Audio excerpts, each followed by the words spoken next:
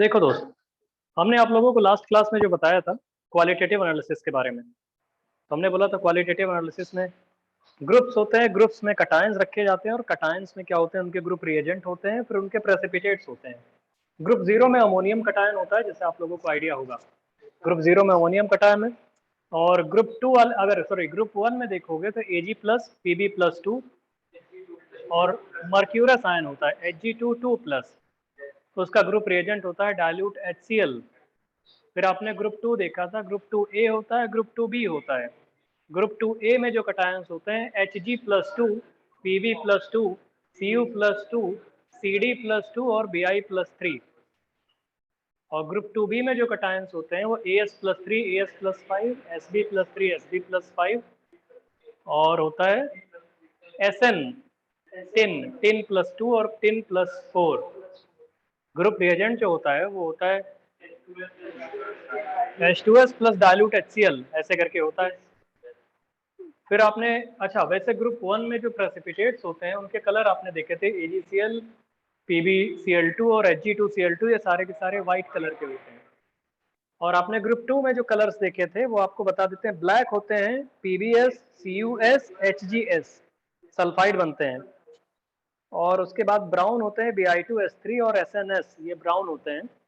Orange होते हैं Sb2S3, Sb2S5, है ना। येलो होते हैं CDS, AS2S3, AS2S5, SNS2, ये येलो होते हैं। जस्ट रिकॉल करवा रहे हैं आप लोगों को। और फिर आपने ग्रुप थ्री में देखा था, तो ग्रुप थ्री में आप लोग देखे होंगे Fe+3, Al+3 और Cr+3। FeOH whole thrice reddish brown colour का होता है, CrOH whole thrice green colour का होता है और AlOH whole thrice gelatinous white होता है। इसका ग्रुप रिएजेंट एक बेसिक बफर सॉल्यूशन होता है। हाँ, ग्रुप थ्री का ग्रुप रिएजेंट होता है NH4OH और NH4Cl, इसका मिक्सचर जो कि बेसिक बफर होता है। ग्रुप फोर में हम लोग आते हैं तो आता है nickel plus 2, cobalt plus 2, Mn+2, Zn+2। Just recall करवा रहे हैं आपको। तो ये ग्रुप फोर के कटायंस होते हैं। इनमें अगर ग्रुप रिएजेंट आप देखते हो तो जो बेसिक बफर अभी आपने ग्रुप थ्री में लिया था उसी में H2S गैस ऐड कर देते हैं। NiS, COS ब्लैक कलर के होते हैं। MnS लाइट पिंक कलर या बफ कलर या स्किन कलर बोलते हैं उसको। और ZnS व्हाइट कलर का होता है, ये पता होना चाहिए आपको। और फिर उसके बाद हमने आपको बताया था ग्रुप 5 Ba+2, Sr+2, Ca+2, ये सारे अल्कलाइन अर्थ मेटल कटायंस होते हैं। और इनका ग्रुप रिएजेंट होता है अमोनियम कार्बोनेट। इनके जो प्रेसिपिटेट्स बनते हैं सारे के सारे व्हाइट PPT बनते हैं, कार्बोनेट्स बनते हैं इनके। फिर कौन सा ग्रुप था? ग्रुप सिक्स आया था। उसमें आप लोग जानते हो K+, Na+, Mg+2, कोई ग्रुप रिएजेंट नहीं होता, इनके फ्लेम टेस्ट होते हैं। तो ये आपको कटायंस पता होने चाहिए, उनके ग्रुप रिएजेंट और प्रेसिपिटेट्स पता होने चाहिए। अगर ये आप जानते हो मतलब वो टेबल। फिर हमने KSP का ऑर्डर लिखवाया था आपको, बहुत सारे KSP, हीटिंग इफेक्ट, इन सबके ऑर्डर हो गए थे ना भैया? पक्का याद है आप लोगों को? चलिए नेक्स्ट शुरू करिए। हेडिंग लिखिए, आइडेंटिफिकेशन ऑफ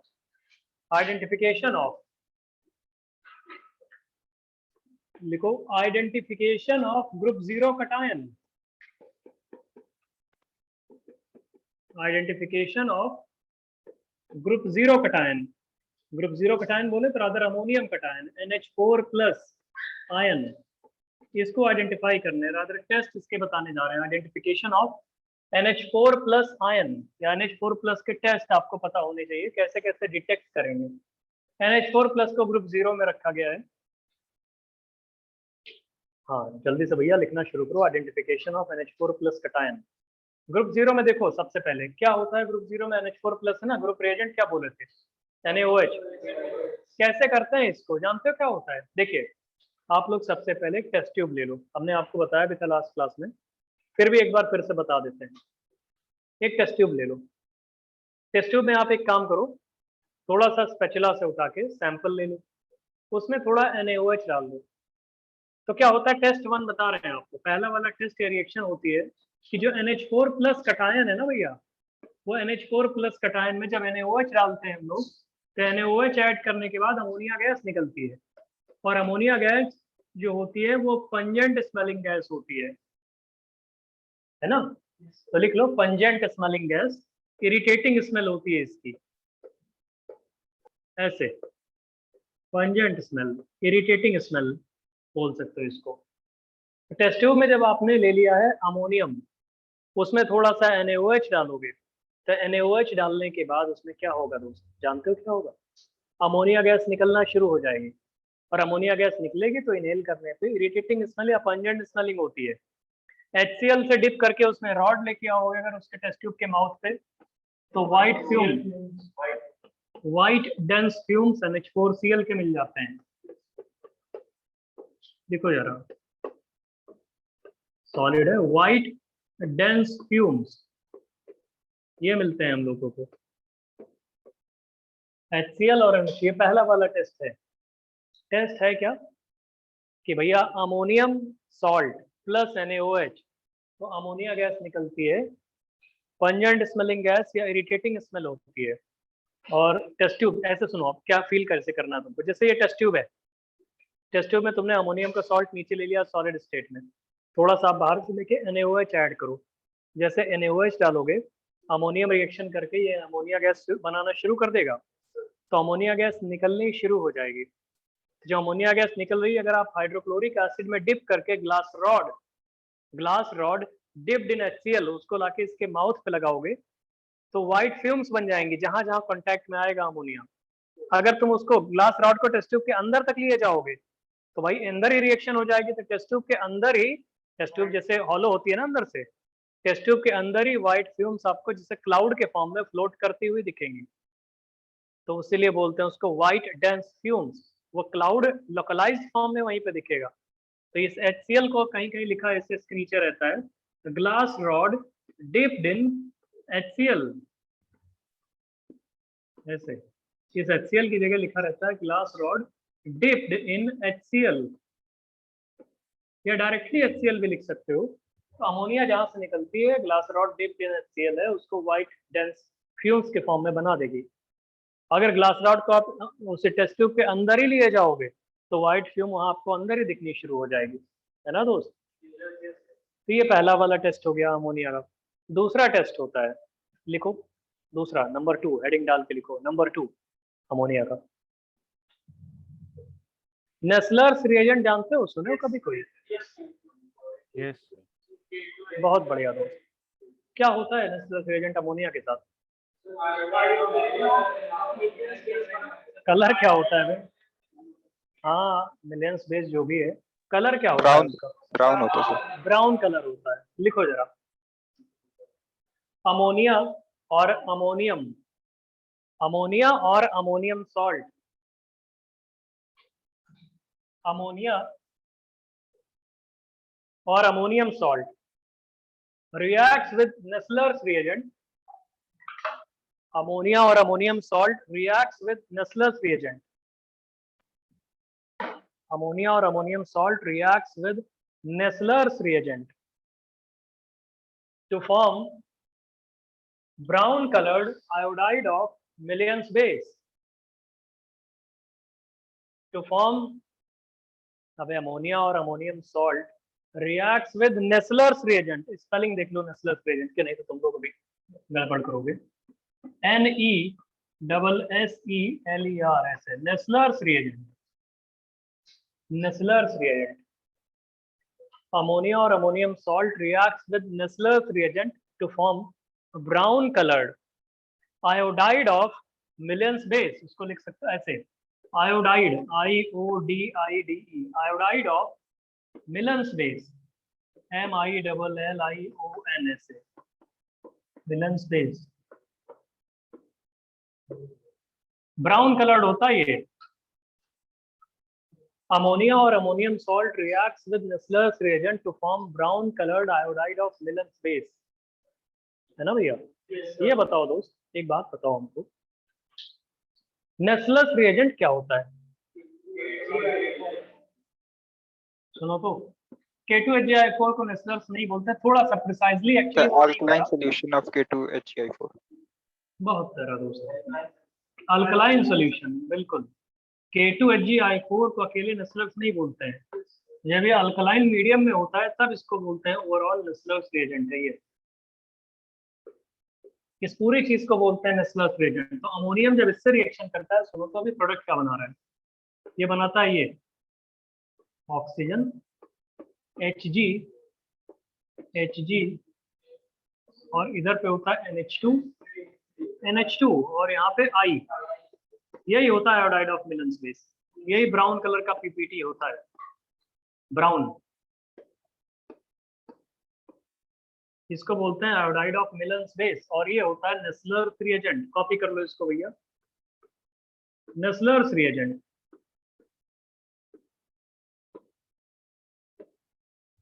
तो अमोनियम जो होता है, अगर अमोनिया डायरेक्टली कह सकते हो, अगर अमोनियम लिया है तो आपको अल्कलाइन मीडियम कहना बहुत जरूरी है, कि आप अगर अल्कलाइन मीडियम नहीं कहोगे तो ये सही नहीं है।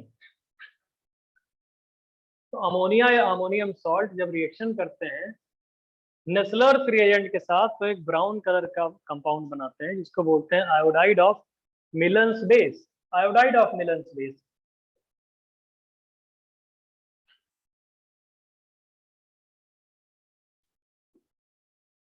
ठीक है भैया। अब देखो नेक्स्ट, कोई बोले सर ये आयोडाइड ऑफ मिलन्स बेस है, मिलन्स बेस क्या होता है? देखो देखो देखो कैसे बनाते हैं मिलियंस बेस जो बोल रहे हो आप। एक्चुअली में इसको ऐसे देखो, इसको थोड़ा सा एलिबरेट करते हैं और देखिए, इसको आप ऐसे ही बोल सकते हो OHG, और हम यहाँ पे इसको ऐसे भी तो कर सकते हैं NH2 प्लस और I माइनस, इसको बोल सकते हैं। अरे दोनों भैया, जैसे नाइट्रोजन का लोन पेयर कोऑर्डिनेट नहीं कर सकता, तो नाइट्रोजन का lone pair halogen containing metal पे कोऑर्डिनेट कर सकता है। तो नाइट्रोजन का लोन पेयर जब halogen containing iodine containing mercury पे कोऑर्डिनेट करेगा, कोऑर्डिनेट करने की वजह से नाइट्रोजन पे एक प्लस चार्ज आ जाएगा और आयोडीन पे माइनस चार्ज आ जाएगा। यही से इसको हम थोड़ा और एलिबरेट करके लिख सकते हैं कि OHG और ये Hg और यहाँ पे NH अलग लिख दो और प्लस HI। तो हाइड्रोजन आयोडाइड क्या होता है? एसिड नहीं होता, बहुत पावरफुल एसिड। इवन HiH2SO4 से भी ज्यादा पावरफुल एसिड होता है। और ये क्या हो जाएगा? एक बेस नहीं हो जाएगा। तो यही एसिड बेस रिएक्शन मिलके आयोडाइड ऑफ मिलन्स बेस बना रहे हैं। तो क्या यहाँ से आपको समझ में नहीं आ रहा? यही मिलियंस बेस है। नहीं समझ रहा हो भैया? अबे मिलन्स बेस यही तो होगा, मिलियंस बेस जो बता रहे हो आप। तभी तो HI एसिड से रिएक्शन कर रहा है, एसिड बेस रिएक्शन करके ये बना रहा है। इसको आप चाहो तो ऐसे लिख सकते हो ब्राउन कलर का, तो आयोडाइड ऑफ मिलन्स बेस है। इसको जल्दी कॉपी करो। इन केस वैसे तो तुमको ये पता होना चाहिए कि ब्राउन जो हो रहा है वो आयोडाइड ऑफ मिलन्स बेस बनने की वजह से है, लेकिन वो आयोडाइड ऑफ मिलन्स बेस उसको थोड़ा सा एक्सपैंड करके कैसे लिखोगे? तो वो ऐसे लिखोगे कि आयोडाइड ऑफ मिलन्स बेस है, ऐसे NH लिखा हुआ है यहाँ पे, साइकिल का पार्ट है नाइट्रोजन, और इसके बाहर लिखा है प्लस HI। HI बहुत पावरफुल एसिड होता है। HI इवन इतना ज्यादा पावरफुल होता है कि H2SO4 भी उसके आगे कुछ नहीं होता। तो इसीलिए आयोडाइड ऑफ मिलन्स बेस से रिएक्शन करके, ये समझ में आ गया भैया? थर्ड वाले रिएक्शन लिखना शुरू करिए। नेक्स्ट रिएक्शन,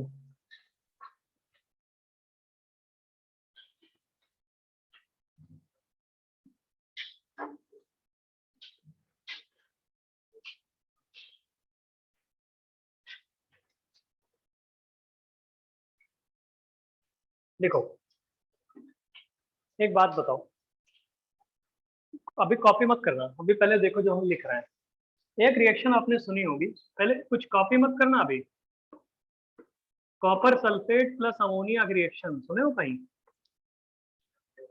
आपने कोऑर्डिनेशन केमिस्ट्री में सुना होगा कि एक डीप ब्लू कलर का कॉम्प्लेक्स बन जाता है CuNH3O4 और यहाँ पे SO4, इसको बोलते हैं डीप ब्लू कलर्ड कॉम्प्लेक्स। रुक जाओ अभी, deep blue coloured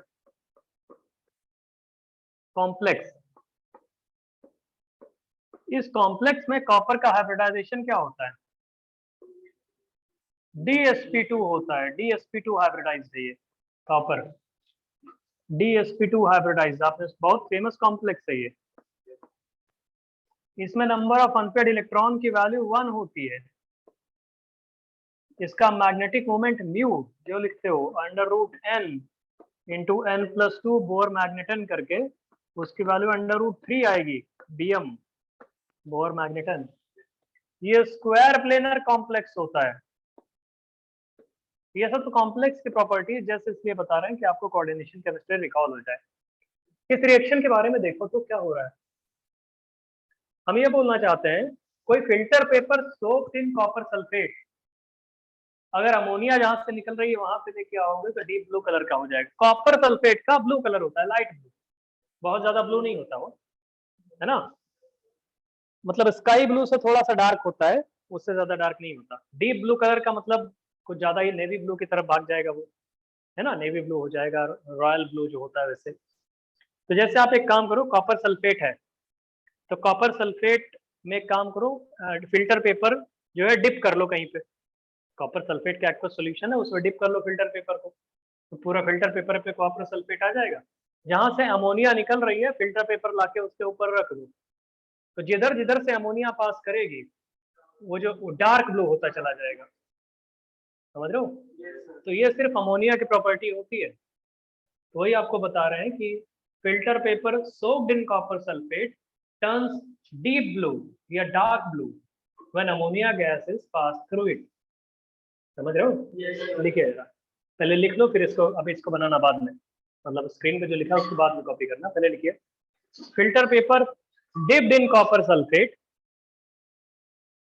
filter paper dipped in copper sulfate turns deep blue or dark blue. Filter paper dipped in copper sulfate, filter paper dipped in copper sulfate turns deep blue or dark blue. Filter paper dipped in copper sulfate turns deep blue or dark blue due to formation of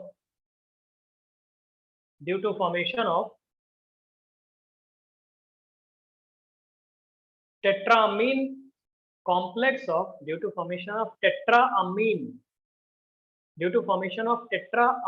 complex of copper +2, due to formation of tetraamine complex of copper +2 when ammonia gas is passed through it, when ammonia gas is passed through it। जब ammonia gas को इसमें से पास करेंगे तो filter paper dipped in copper sulphate turns deep blue, है ना भैया।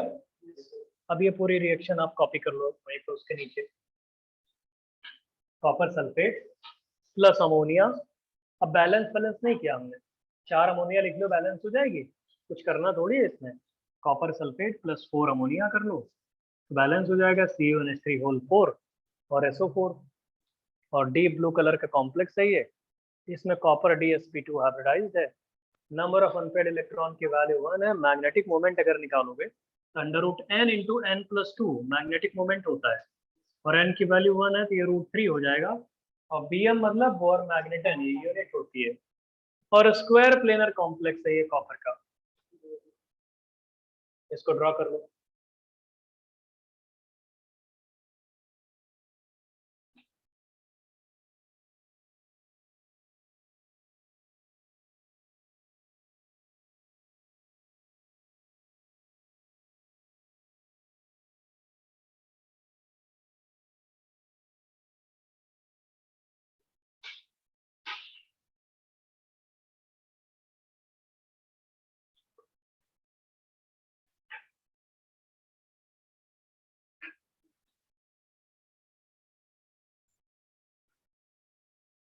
n+2 भैया, √n इंटू n+2 हो गया दोस्त। ये फैन ऑफ कर दो यार, नॉइस कर रहा है कुछ ज्यादा, AC तो ऑन है ना, फैन ऑफ कर दो। एक बार बड़ी वाली स्ट्रिंग खींचो, पुल करो। अबे पीछे वाला भी ऑफ कराओ एक लोग, बड़ी वाली स्ट्रिंग की एक बार पुल करना, देखना 0 पे आ जाए तो बस आ जाओ। बहुत अच्छे दोस्त, ये समझ गए? अगला वाला टेस्ट लिखो अमोनिया का, नेक्स्ट वाला टेस्ट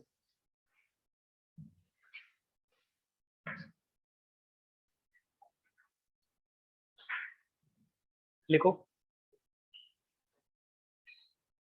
अब brown black precipitate is obtained. A brown black precipitate. A brown black precipitate is obtained. A brown black precipitate is obtained when ammonia gas is passed through. A brown black precipitate is obtained when ammonia is passed through mercurous nitrate solution. When ammonia is passed through mercurous nitrate solution. Mercurous nitrate solution. देखो दोस्त क्या हो रहा है, mercurous nitrate क्या होता है, Hg2NO3 whole twice, यही तो होता है। आप अच्छा, हमने आपको बहुत बार बताया हुआ है मर्क्यूरस कैसे लिखते हैं, मर्क्यूरिक कैसे लिखते हैं।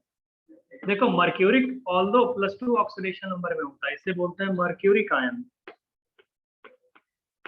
लेकिन दोस्त जो मर्क्यूरस आयन होता है Ag2 लिखते हैं, उसको याद है यार तुम लोग को, इसको बोलते हैं मर्क्यूरस आयन। ठीक है, कभी भी Hg+1 नहीं लिखेंगे, वो गलत होता है, ऐसे लिखा जाता है इन दोनों को, मर्क्यूरस और मर्क्यूरिक। तो जो मर्क्यूरस नाइट्रेट है इसलिए उसको हमने Hg2NO3 होल ट्वाइस लिख दिया है। और इस मर्क्यूरस नाइट्रेट में जब अमोनिया आप पास करोगे तो ये डिसप्रपोर्शनेट कर जाता है। रुको, तुम बोलोगे अरे ये क्या है, वहां मर्क्यूरस नाइट्रेट में मर्क्यूरी की ऑक्सीडेशन नंबर कितनी है, +1 है, +1 है ना। एक बार वो कन्वर्ट हो जाएगा अपने लोअर ऑक्सीडेशन नंबर मर्क्यूरी के फॉर्म में, और एक बार वो कन्वर्ट हो जाएगा थोड़ा उससे +2 के फॉर्म में। +2 का मतलब हो जाएगा Hg, और यहाँ पे NH2, और एक आ जाएगा साथ में NO3। NH2 माइनस भी होता है, NO3 माइनस भी होता है, तो ये आ गया। तो इन दोनों की ये ब्लैक होता है, ये व्हाइट होता है, तो ब्लैक और व्हाइट मिला के ये दोनों का हल्का सा ब्राउन बोल देते हैं। अरे ब्लैक और व्हाइट का मिक्स कलर जब होएगा ना तो हाँ ग्रे, मतलब ठीक है, ग्रे ब्राउन थोड़ा उतना प्रिसाइजली, कहीं कहीं ग्रे भी लिखा जाता है। ठीक है दोस्त, तो इसको आप ग्रे बोल सकते हो, ग्रे कलर है ना। देखो ब्लैक और ये व्हाइट वाला, मर्क्यूरी ब्लैक होता है एक्चुअली में, लेकिन दूसरा वाला व्हाइट होता है। ये व्हाइट रहेगा और ये वाला मर्क्यूरी का ब्लैक, ये मिला के ओवरऑल ग्रे हो जाता है। और लिखो ये डिसप्रपोर्शनेशन रिएक्शन है, डिसप्रपोर्शनेट कर जा रहा है ना मर्क्यूरस Hg+1 में, तो एक्चुअली में ये एग्जांपल डिसप्रपोर्शनेशन रिएक्शन का भी है।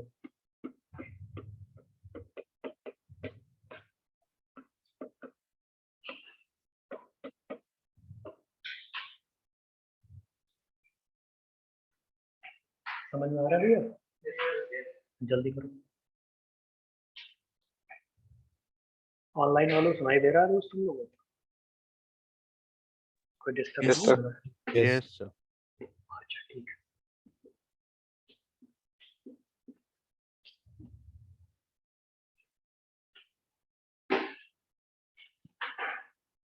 चलिए देखिए दोस्त, हो गया ये वाला। एक और टेस्ट है मैं इसका अमोनिया का,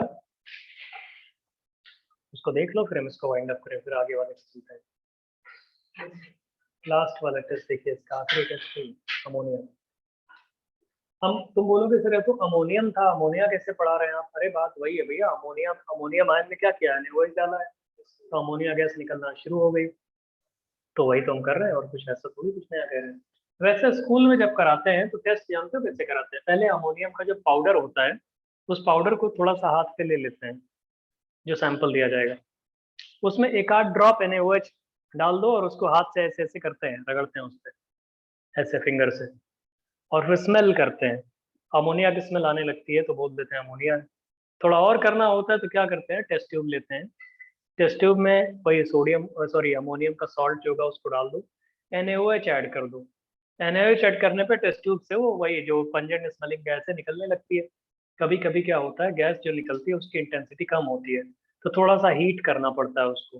हीट करोगे तो बहुत तेजी से इंटेंस अमोनिया निकलने लगती है, मतलब अगल बगल भी लोग परेशान हो जाते हैं, इतनी ज्यादा तेजी से निकलने लगती है। समझ रहे हो? स्कूल में ऐसे कराओगे, क्योंकि आपको बोर्ड तो राइट करना ही है। स्कूल में लेबोरेटरी में जाते होगे, अमोनियम का तो आयन मिलता ही होगा आप लोगों को। हाँ 10th में भी था कुछ स्कूल में, सीबीएसई वाले नहीं कराते हैं, एससी वाले तुम रहे होगे इसलिए कराए। ठीक है भैया, ये क्लियर हो गया? अगला वाला टेस्ट लिखो।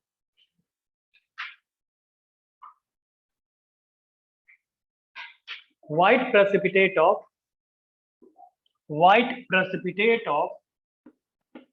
mercurous chloride Hg2Cl2, white precipitate of mercurous chloride, unique reaction है ये।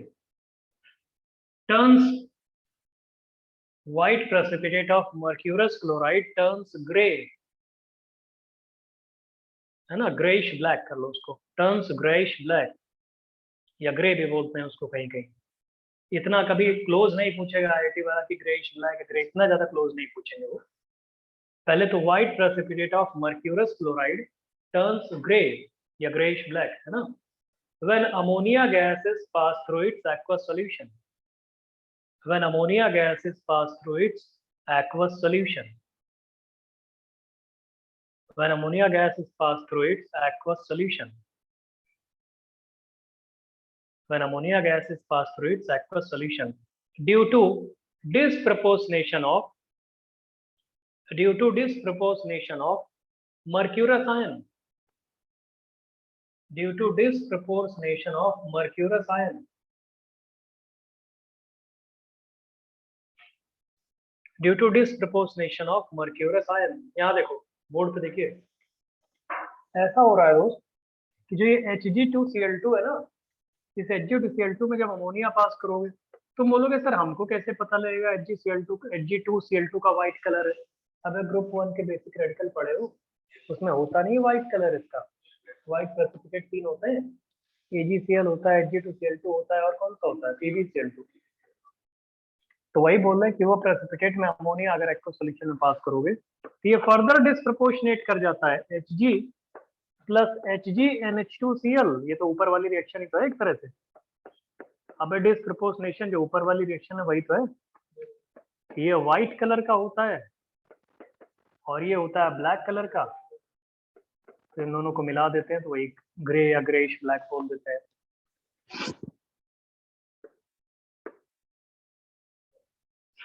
तो डिस्प्रपोर्शनेशन हो जाता है, इसका मतलब मर्क्यूरस के जो सॉल्ट होते हैं, मर्क्यूरस के, वो डिस्प्रपोर्शनेट भी कर सकते हैं, और डिस्प्रपोर्शनेट करके मर्क्यूरी में और सिंपल एटॉमिक फॉर्म में कन्वर्ट हो जाएंगे। ये डिस्प्रपोर्शनेशन रिएक्शन ऊपर के दोनों रिएक्शंस में हो रही है।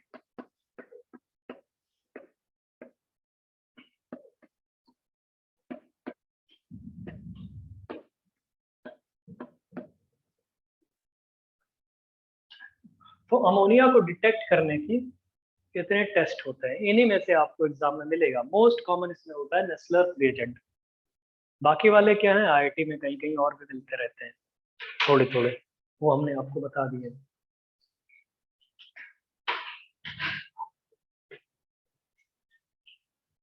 जल्दी करो इसको।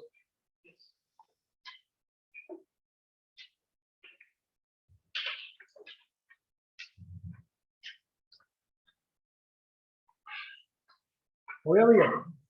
अब लिखो चलो, अमोनियम कटायन खत्म। अब लिखिए, हेडिंग लिखिए, identification of group 1 cation, identification of group 1। ये कॉपी कर चुके भैया ऑनलाइन वाले? Yes sir. ठीक है, आइडेंटिफिकेशन ऑफ ग्रुप 1 कटायंस। तो पहले आइडेंटिफिकेशन ऑफ ग्रुप 1 कटायन में देख तो लो कहाँ से आया था। सबसे पहले आपने क्या लिया था, OS बनाया था। अब ये सब पढ़ा चुके हैं, पूरी एक क्लास फुल लगाया था कैसे OS बनाते हैं, क्या करते हैं। तो OS ओरिजिनल सॉल्यूशन, उसमें डाइल्यूट HCl ऐड कर दो। डाइल्यूट HCl ऐड करने पे अगर व्हाइट PPT आ जाते हैं तो व्हाइट पीपीटी का मतलब ये होता है पक्का उसमें ग्रुप 1 वाला कटायन है, तो या तो वो तुम्हारा AgCl होगा, हो सकता है, या इसकी जगह पे आपका PbCl2 भी हो सकता है, ये भी व्हाइट होता है, या इसकी जगह पे मर्क्यूरस क्लोराइड Ag2Cl2 भी हो सकता है, इन तीनों में कोई नहीं हो सकता है। White precipitate may be of AgCl और मर्क्यूरस क्लोराइड और लेड क्लोराइड, इन्हीं का तो हो सकता है और किसी का तो हो नहीं सकता। अब हमको चेक करना है 1 by 1 कि अगर ये मतलब AgCl हुआ तो क्या होगा और ऐसे क्या होगा। पहले इतना लिखो, आइडेंटिफिकेशन ऑफ ग्रुप 1 कटायंस की बात कर रहे हैं हम।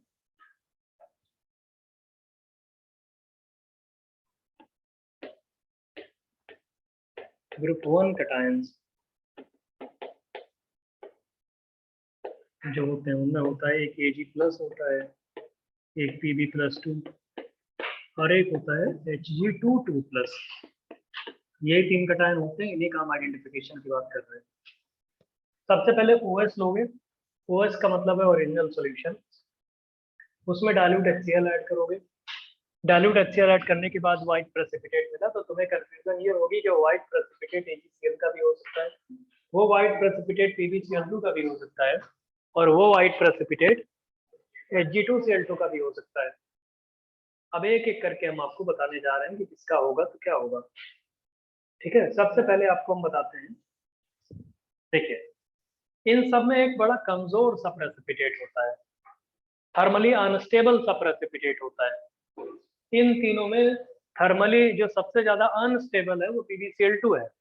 तो बोलते हैं कि व्हाइट प्रेसिपिटेट ऑफ PbCl2, रुको अभी लिखो नहीं, white precipitate of PbCl2 dissolved in hot water या बॉईल करने पे सॉल्युबल हो जाता है। देखो आपने क्या किया, OS बनाया, OS में आपने डाइल्यूट HCl डाला, नीचे व्हाइट PPT आ गया। अगर वो व्हाइट प्रेसिपिटेट लेड का है, PbCl2 है, तो थोड़ा सा हीट करोगे अगर, तो हीट करने पे सॉल्युबल हो जाएगा, या गर्म पानी डाल दो उतने में ही सॉल्युबल हो जाएगा, बाकी कोई नहीं करते।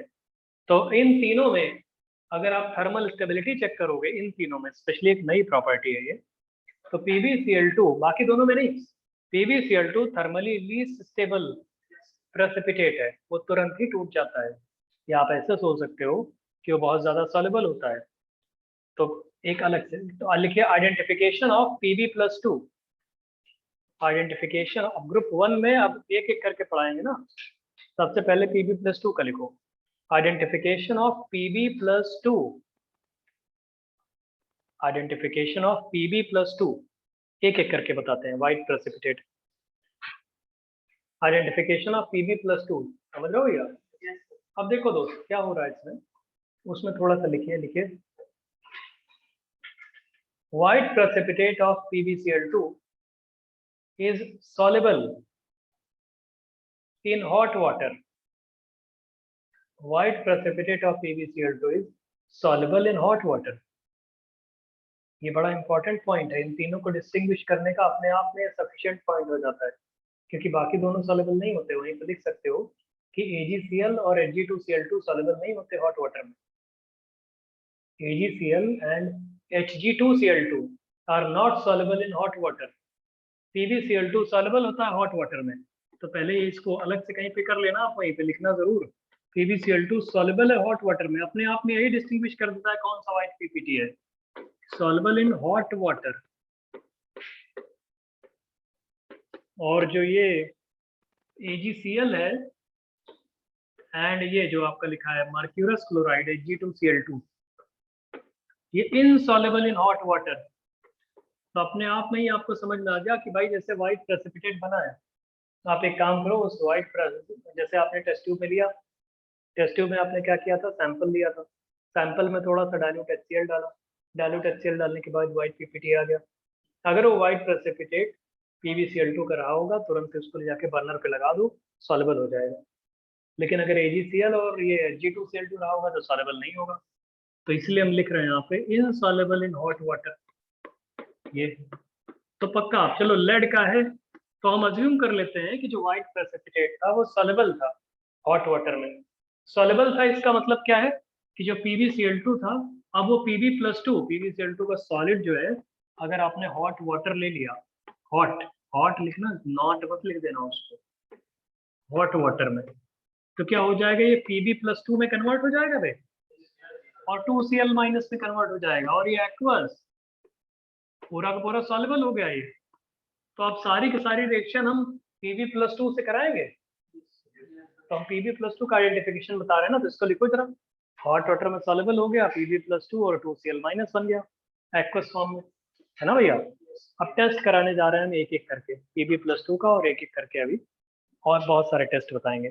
तो देखिए क्या होता है, यहाँ देखो, इस पे बोर्ड पे देखो लिखा हुआ है PbCl2 वाला। देखो दोस्त, आपने क्या किया, सैंपल लिया, सैंपल में डालूं HCl डाला, OS बना के, तो व्हाइट PPT आ गया, और आपने उसको थोड़ा सा बॉईल किया या हीट किया, तो Pb+2 आ गया सॉल्यूशन में, पूरा सॉल्युबल हो गया। तो एक काम करो, टेस्ट ट्यूब पूरी की पूरी सॉल्युबल हो गई। अब बहुत सारी रिएक्शन करानी है, तो इसी टेस्ट ट्यूब के मटेरियल को कई टेस्ट ट्यूब में थोड़ा थोड़ा गिरा लो, अरे थोड़ा थोड़ा रख लो ना सारे टेस्ट ट्यूब में, तो हर टेस्ट ट्यूब में Pb+2 सॉल्यूशन के फॉर्म में रहेगा। अब उसी में रिएजेंट हम डाल डाल के चेक करते रहेंगे, केमिकल रिएक्शंस कैरिड आउट कराते रहेंगे। लेकिन पहला टेस्ट ही आपको समझ में आ गया कि भाई वो प्रेसिपिटेट Pb+2 का है, PbCl2 के फॉर्म में। ठीक है भैया, बताएं दोस्त आगे। तो एक टेस्ट तो यही अपने आप में हो गया था कि सॉल्युबल इन हॉट वाटर। दूसरा टेस्ट लिखो इसका, तो उसको पहले लिख लो ऐसे, फिर बताते हैं कि Pb+2 जो है वो अगर थोड़ा सा Ki डालते हैं, Ki स्मॉल अमाउंट में Ki डालते हैं, स्मॉल अमाउंट, थोड़ा सा Ki पोटेशियम आयोडाइड, तो ये Pb+2 कन्वर्ट हो जाता है PbI2 के इंटेंस येलो PPT में, येलो PPT लिखो ऐसे ही। Pb+2 कहाँ से मिला आपको, क्योंकि वो डिजॉल्व हो गया था। डिजॉल्व होने का मतलब ये है कि आपको Pb+2 आपको उसमें टेस्ट ट्यूब में मिल गया था, टेस्ट ट्यूब में Pb+2 मिला होगा। आप Ki आपके लेबोरेटरी में गए होगा, तो Ki की एक छोटा सा बीकर सा होता है, मतलब ऐसे बॉक्स होता है, वो होता है ना बॉटल, उसी बॉटल से ड्रॉप बाय ड्रॉप गिराया जाता है Ki। 2-4 ड्रॉप आप गिराओगे तो Pb+2 Ki से लेके PbI2 के येलो PPT के फॉर्म में नीचे आ जाएगा, सारा का सारा लेड अपने आयोडाइड के फॉर्म में नीचे डिपॉजिट हो जाएगा। समझ रहे हो? तो इसका मतलब ये है कि Pb+2 plus small amount of Ki डालते हैं, येलो PPT मिलता है, और ढेर सारा Ki डालते हैं, तो यही PbI2 फिर से सॉल्युबल हो जाता है। जो PbI2 का येलो प्रेसिपिटेट है, वो एक्सेस Ki अगर डाल देते हैं, एक्सेस ढेर सारा, तो ये कॉम्प्लेक्स बना लेता है K2PbI4, और ये K2PbI4 सॉल्युबल होता है, सॉल्युबल येलो प्रेसिपिटेट डिसअपीयर होके सॉल्युबल में आ जाता है ये। अभी लिखवाते हैं इसको, पहले इतना दोनों को कॉपी करो एक साथ, कॉपी करो, फिर हम स्टेटमेंट इसका बोलते हैं।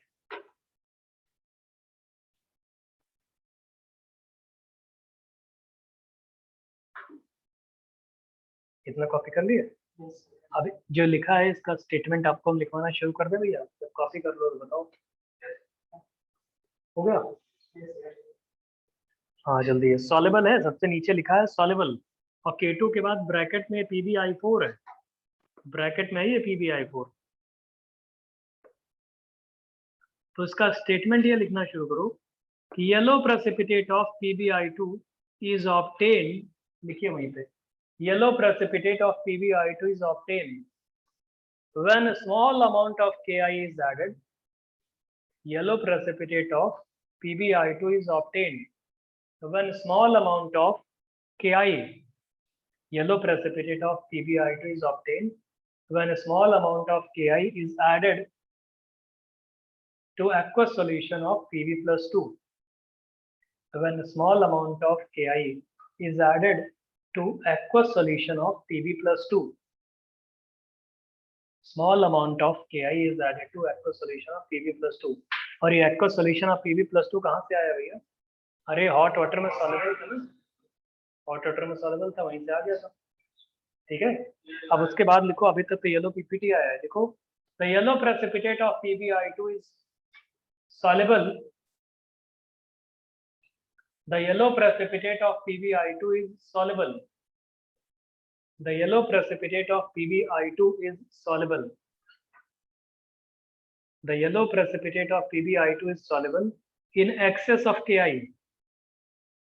The yellow precipitate of PbI2 is soluble in excess of Ki due to formation of the yellow precipitate of PbI2 is soluble in excess of Ki due to formation of K2PbI4 due to formation of K2PbI4 K2 के आगे bracket बनाना, ये square bracket है, ऐसे PbI4 complex का part है, due to formation of K2PbI4।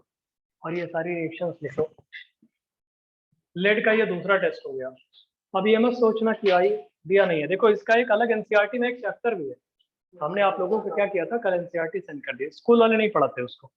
9th-10th में भले ही जैसे किसी आईसी वालों को, आईसीएसई वालों को पढ़ाया जाता है प्रैक्टिकल, सीबीएसई वालों को नहीं कराया जाता, लेकिन उस एनसीईआरटी में ये कुछ रिएक्शंस है, सारी की सारी नहीं है। ये सारी की सारी रिएक्शंस कहाँ से लेके आ रहे हैं, वो प्रीवियस ईयर जो कभी आईआईटी वालों ने पूछा हुआ कहीं पे, वहां से लेके आ रहे हैं, आपको बता रहे हैं कि एनसीईआरटी में कोई जरूरी थोड़ी है, लेकिन एनसीईआरटी भी पढ़ लेना, क्योंकि एनसीईआरटी ने लिखा है, भले स्कूल वाले नहीं पढ़ा रहे। तो पहला पॉइंट ये कि भाई स्कूल के अलावा वो नया एनसीईआरटी मिल गई आपको। दूसरी चीज है कि आईआईटी वाले भी कुछ क्वेश्चन होंगे जो हम इसमें कराएंगे, जो एनसीईआरटी में नहीं होंगे, इसलिए सारे टेस्ट आपको याद करने हैं। समझ गया भैया? थर्ड वाला टेस्ट लिखो। 2 टेस्ट हो गए लेड आइडेंटिफाई करने, थर्ड वाला टेस्ट।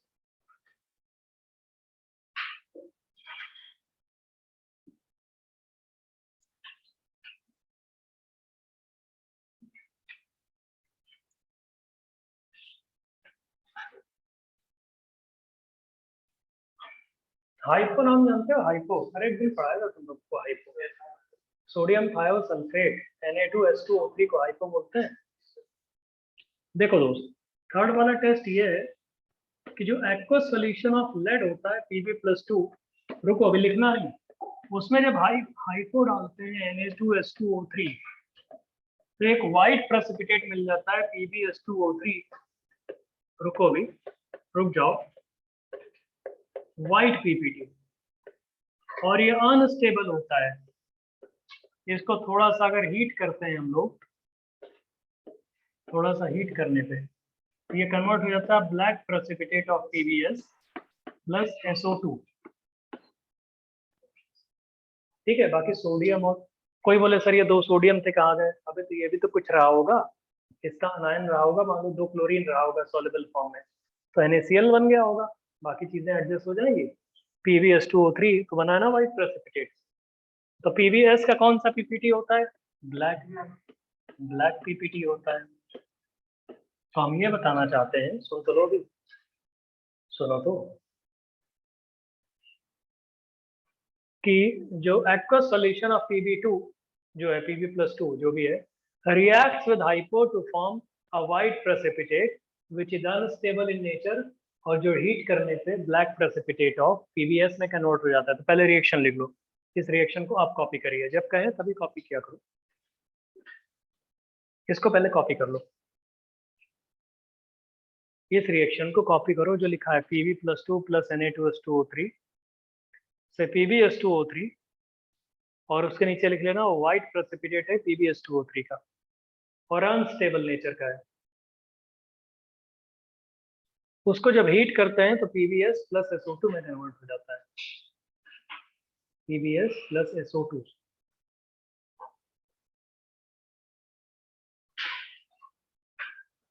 समझे दोस्त? तो लिखिए एक्वा सॉल्यूशन ऑफ Pb+2, एक मिनट लिखो, a white precipitate of PbS2O3, a white precipitate of PbS2O3, a white precipitate of PbS2O3 is obtained, a white precipitate of PbS2O3 is obtained when Pb+2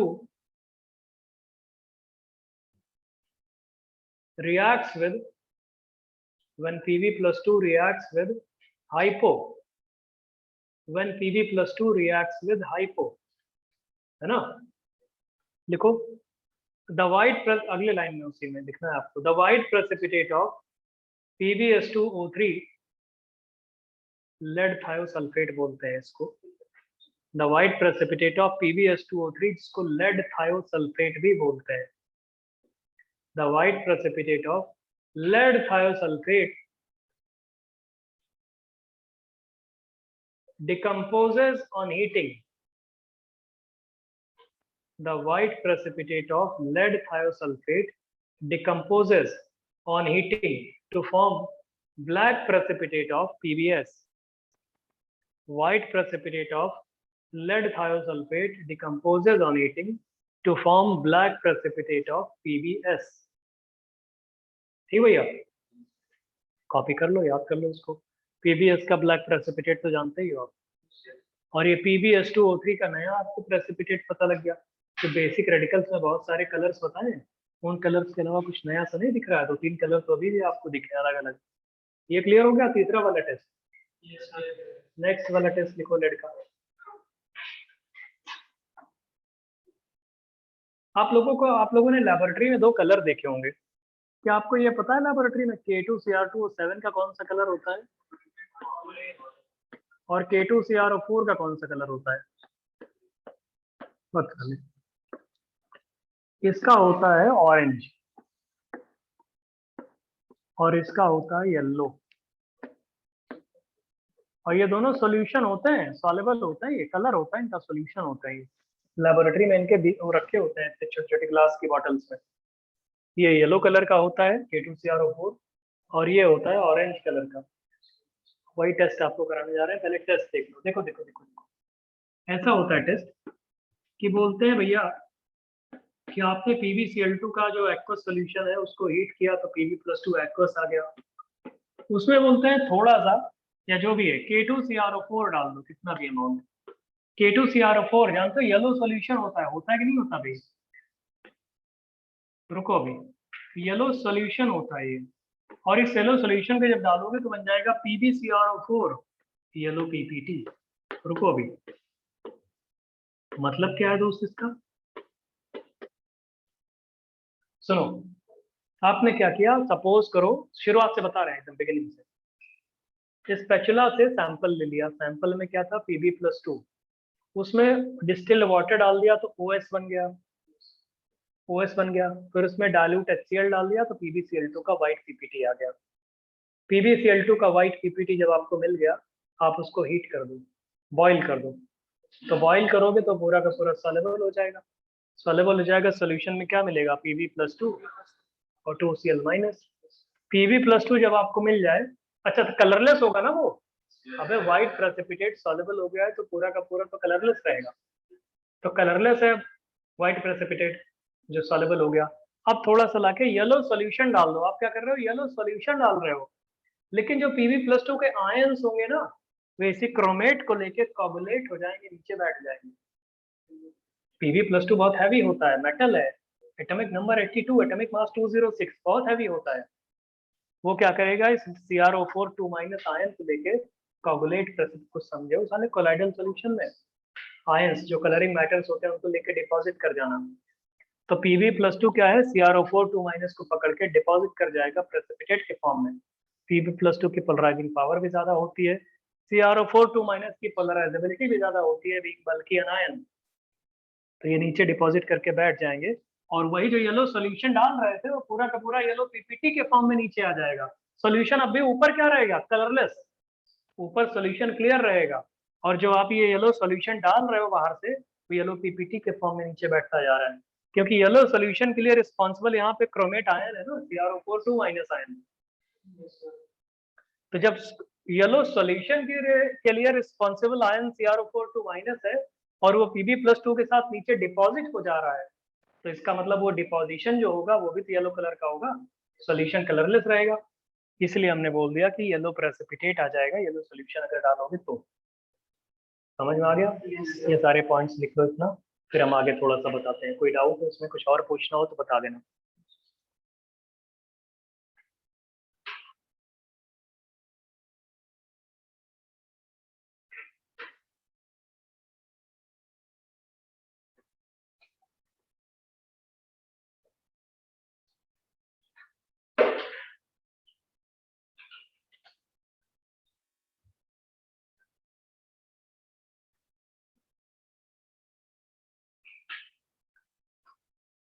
ठीक है दोस्त, नहीं दिख रहा है क्या भैया?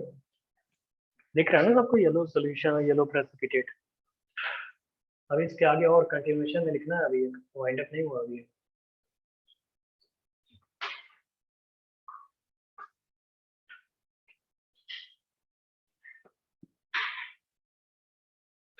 हो गया? अब लिखिए the yellow precipitate of PbCrO4, जो ये बना हुआ है, the yellow precipitate of PbCrO4, the yellow precipitate of PbCrO4, ये जो बना है PbCrO4, the yellow precipitate of PbCrO4 is insoluble in acetic acid. Fact है ये, yellow precipitate of PbCrO4 is insoluble in acetic acid, insoluble in acetic acid, but soluble in, yellow precipitate of PbCrO4 is insoluble in acetic acid but soluble in NaOH, soluble in NaOH, yellow precipitate soluble हो जाता है NaOH में। Reactions देखो इन्हीं की, जो solubility इनसॉल्युबिलिटी वाली। अगर आपसे कोई बोले ये जो PbCrO4 आपने बनाया हुआ है जो कि सॉलिड है, येलो PPT है, इसमें अगर आप एसिटिक एसिड डालोगे तो कुछ नहीं होगा, कुछ भी नहीं होगा भैया। लेकिन दोस्त अगर इसी में आप लोग PbCrO4 का जो सोल्यूशन है इसमें NaOH डालोगे तो आपको पता है लेड एम्फोटेरिक होता है, तो इसमें जब NaOH डालते हैं हम लोग,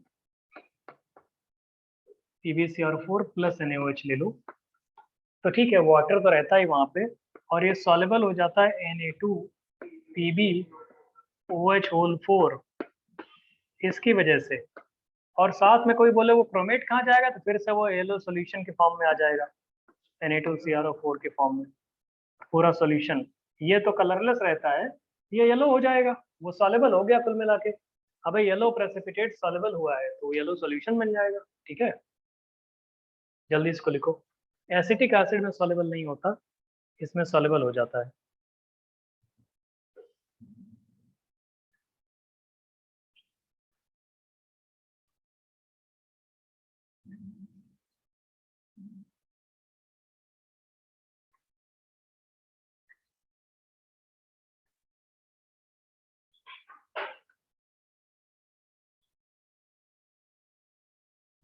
तो PbCrO4 का येलो प्रेसिपिटेट एसिटिक एसिड में सॉल्युबल नहीं होता, लेकिन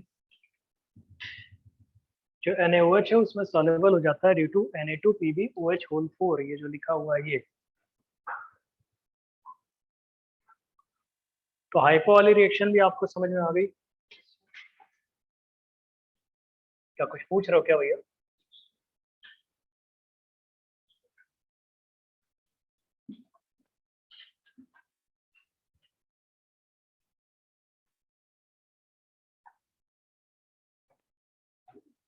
तो ये लेड की रिएक्शंस आपकी कंप्लीट हो गई।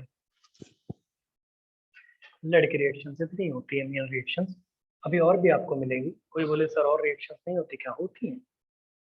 लिख लो अगर लिखना चाहते हो। अगली वाली कौन सी रिएक्शन है? फोर्थ है ना लेड की, फोर्थ रिएक्शन। फिफ्थ लिखो, फिफ्थ रिएक्शन Pb+2। Pb+2 तो आपको मिल ही जाएगा क्योंकि PbCl2 सॉल्युबल हो चुका है। तो Pb+2 plus H2S gas, Pb+2 plus H2S gas क्या बनाओगे? पीबीएस बनाएगा भैया।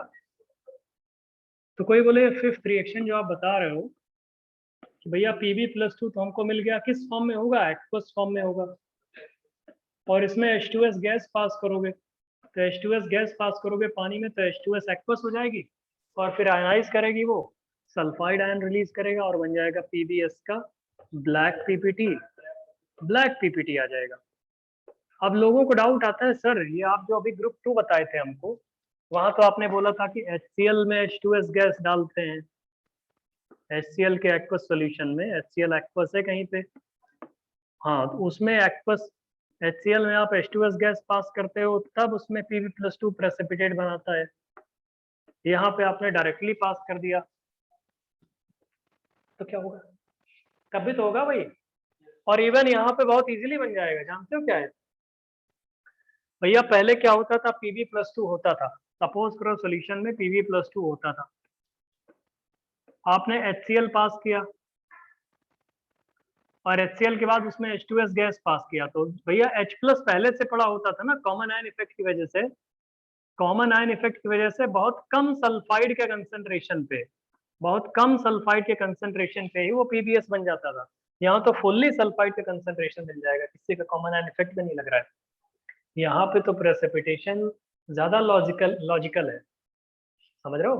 क्योंकि ग्रुप 1 वाले केस में, अदर ग्रुप 2 में जब एज सल्फाइड प्रेसिपिटेट कर रहा था तो सल्फाइड का कंसंट्रेशन बहुत कम था। बहुत कम का मतलब, पहले तो जब साले Pb+2 था तुमने HCl डाल दिया उसमें, HCl डाल के मतलब H+ का कंसंट्रेशन बहुत बढ़ा दिया। उसके बाद तुम H2S पास कर रहे हो, तो H2S सोच रहा होगा हम पूरा का पूरा आयनाइज कर जाएंगे, जितना भी आयनाइज कर पाएंगे H+ और सल्फाइड में, लेकिन जो कॉमन आयन H+ रखे हुए वो उस H2S को आयनाइज नहीं होने दे रहा था। तो इसका मतलब है जब ग्रुप 2 में आपने एज सल्फाइड लेड को प्रेसिपिटेट करवाया था तो बहुत लिमिटेड अमाउंट ऑफ सल्फाइड पे प्रेसिपिटेट कर गया था। तो यहाँ तो बिना किसी लिमिट के हम डाल रहे हैं H2S, यहाँ किसी का कॉमन आयन इफेक्ट भी नहीं लग रहा है, तो आराम से प्रेसिपिटेट कर जाएगा, ये बहुत ज्यादा इजीली प्रेसिपिटेट कर जाएगा। इसी में आप ये भी कह सकते हो कि भैया Pb+2 ले लेते हैं हम, एक्वस तो वही है हमारे पास, और इसमें Na2S डाल देते हैं, तो Na2S का एक्वस सॉल्यूशन, ये तो और ज्यादा इजीली हो जाएगा प्रेसिपिटेट। नहीं समझ रहे हो क्या भैया? पीबीएस का और ज्यादा प्रेसिपिटेट इजीली बन जाएगा। 7th वाला, अगर आपसे कोई बोले सर Pb+2 एक्वस आपके पास है, क्यों ना हम इसमें H2SO4 एसिड डाल दें, Na2SO4 डाल देते हैं, सपोज करो हमारा मन कर रहा है, सोडियम सल्फेट एक्वस फॉर्म में डालोगे अगर, क्या आएगा जानते हो? अरे PbSO4 का व्हाइट पीपीटी, कुछ सल्फेट ही इंसॉल्युबल होते हैं, आपको बताए हुए हैं। और ये सब क्या आएंगे, ब्लैक ब्लैक, समझे भैया? कौन कौन से सल्फेट इंसॉल्युबल होते हैं एक दिन बताया था ना, PbSO4, SrSO4, BaSO4 और एक और HgSO4, ये कंप्लीटली इंसॉल्युबल होते हैं, कंप्लीटली इंसॉल्युबल, कंप्लीटली। और इसी में एक आता है CaSO4 और Ag2SO4, ये पार्शियली इंसॉल्युबल होते हैं, स्पारिंगली सॉल्युबल बोलते हैं इनको, क्या बोलते हैं? Completely insoluble.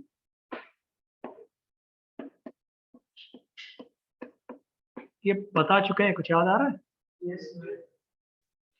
और इनको बोलते हैं स्पारिंगली सॉल्युबल। स्पारिंगली सॉल्युबल मतलब ठीक है, थोड़े बहुत सॉल्युबल होंगे, थोड़े बहुत स्पारिंगली सॉल्युबल। तो भैया ये सल्फेट के फॉर्म में लेड अपीयर नहीं हो जाएगा, white PPT, completely insoluble white PPT lead sulphate का होता है। समझ में आ रहा है दोस्त? ये भैया यहाँ का एसी ऑफ कर दो जरा, ये आगे वाला, ये उठ के कोई खड़े हो जाओ, ऊपर से वहां पे ये जो बटन है ना, छोटी सी बटन दिख रही होगी, उसको प्रेस करो एक बार, हाँ वही वही, एक बार फिर से करो, देखो ग्रीन वाली लाइट बंद हो जाएगा, बस बैठ जाओ, पीछे वाला चलने दो यहाँ का। समझ गया भैया? लेड सल्फेट का क्लियर हो गया, व्हाइट प्रेसिपिटेट। तो ये लेड के टेस्ट होते हैं कुछ जिनसे आप लेड को डिटेक्ट कर सकते हो, लेड के मेनली यही टेस्ट होते हैं, ठीक है? अब कहने को तो और भी टेस्ट होते हैं, कहने के लिए तो और भी टेस्ट होते हैं। कोई बोले सर हमें तो लग रहा है, इतना लिखिए, कहने के लिए और भी केमिकल रिएक्शन होती है जो तुम्हें नॉलेज के लिए बता रहे हैं, कि कोई बोले सर हमें लग रहा है कि भैया Pb+2 में थोड़ा सा NaOH डाल देंगे हम, NaOH, तो जब थोड़ा सा NaOH डालोगे तो white precipitate of PbOH whole twice मिलता है। PbOH होल ट्वाइस का सॉल्युबल होता है, लेकिन इसको हल्का सा स्पारिंगली सॉल्युबल है, व्हाइट पीपीटी आता है। और ये white PPT of PbOH whole twice, ये सॉल्युबल है एक्सेस NaOH में। क्यों सॉल्युबल है? साले एम्फोटेरिक है ये, कॉम्प्लेक्स थोड़ी बनाएगा, कॉम्प्लेक्स वो अलग चीज है, कॉम्प्लेक्स फॉर्मेशन की वजह से सॉल्युबल नहीं है, ये एसिड बेस रिएक्शन की वजह से है। ये एम्फोटेरिक है, अब ये एम्फोटेरिक है मतलब एसिड बेस दोनों की तरह बिहेव कर सकता है। तो मान लेते हैं ये एसिड की तरह बिहेव करेगा। NaOH क्या होता है? बेस। तो एसिड बेस रिएक्शन होके ये पूरा का पूरा सॉल्युबल हो जाएगा Na2PbOH4, और ये एक्सेस NH4OH में सॉल्युबल नहीं है।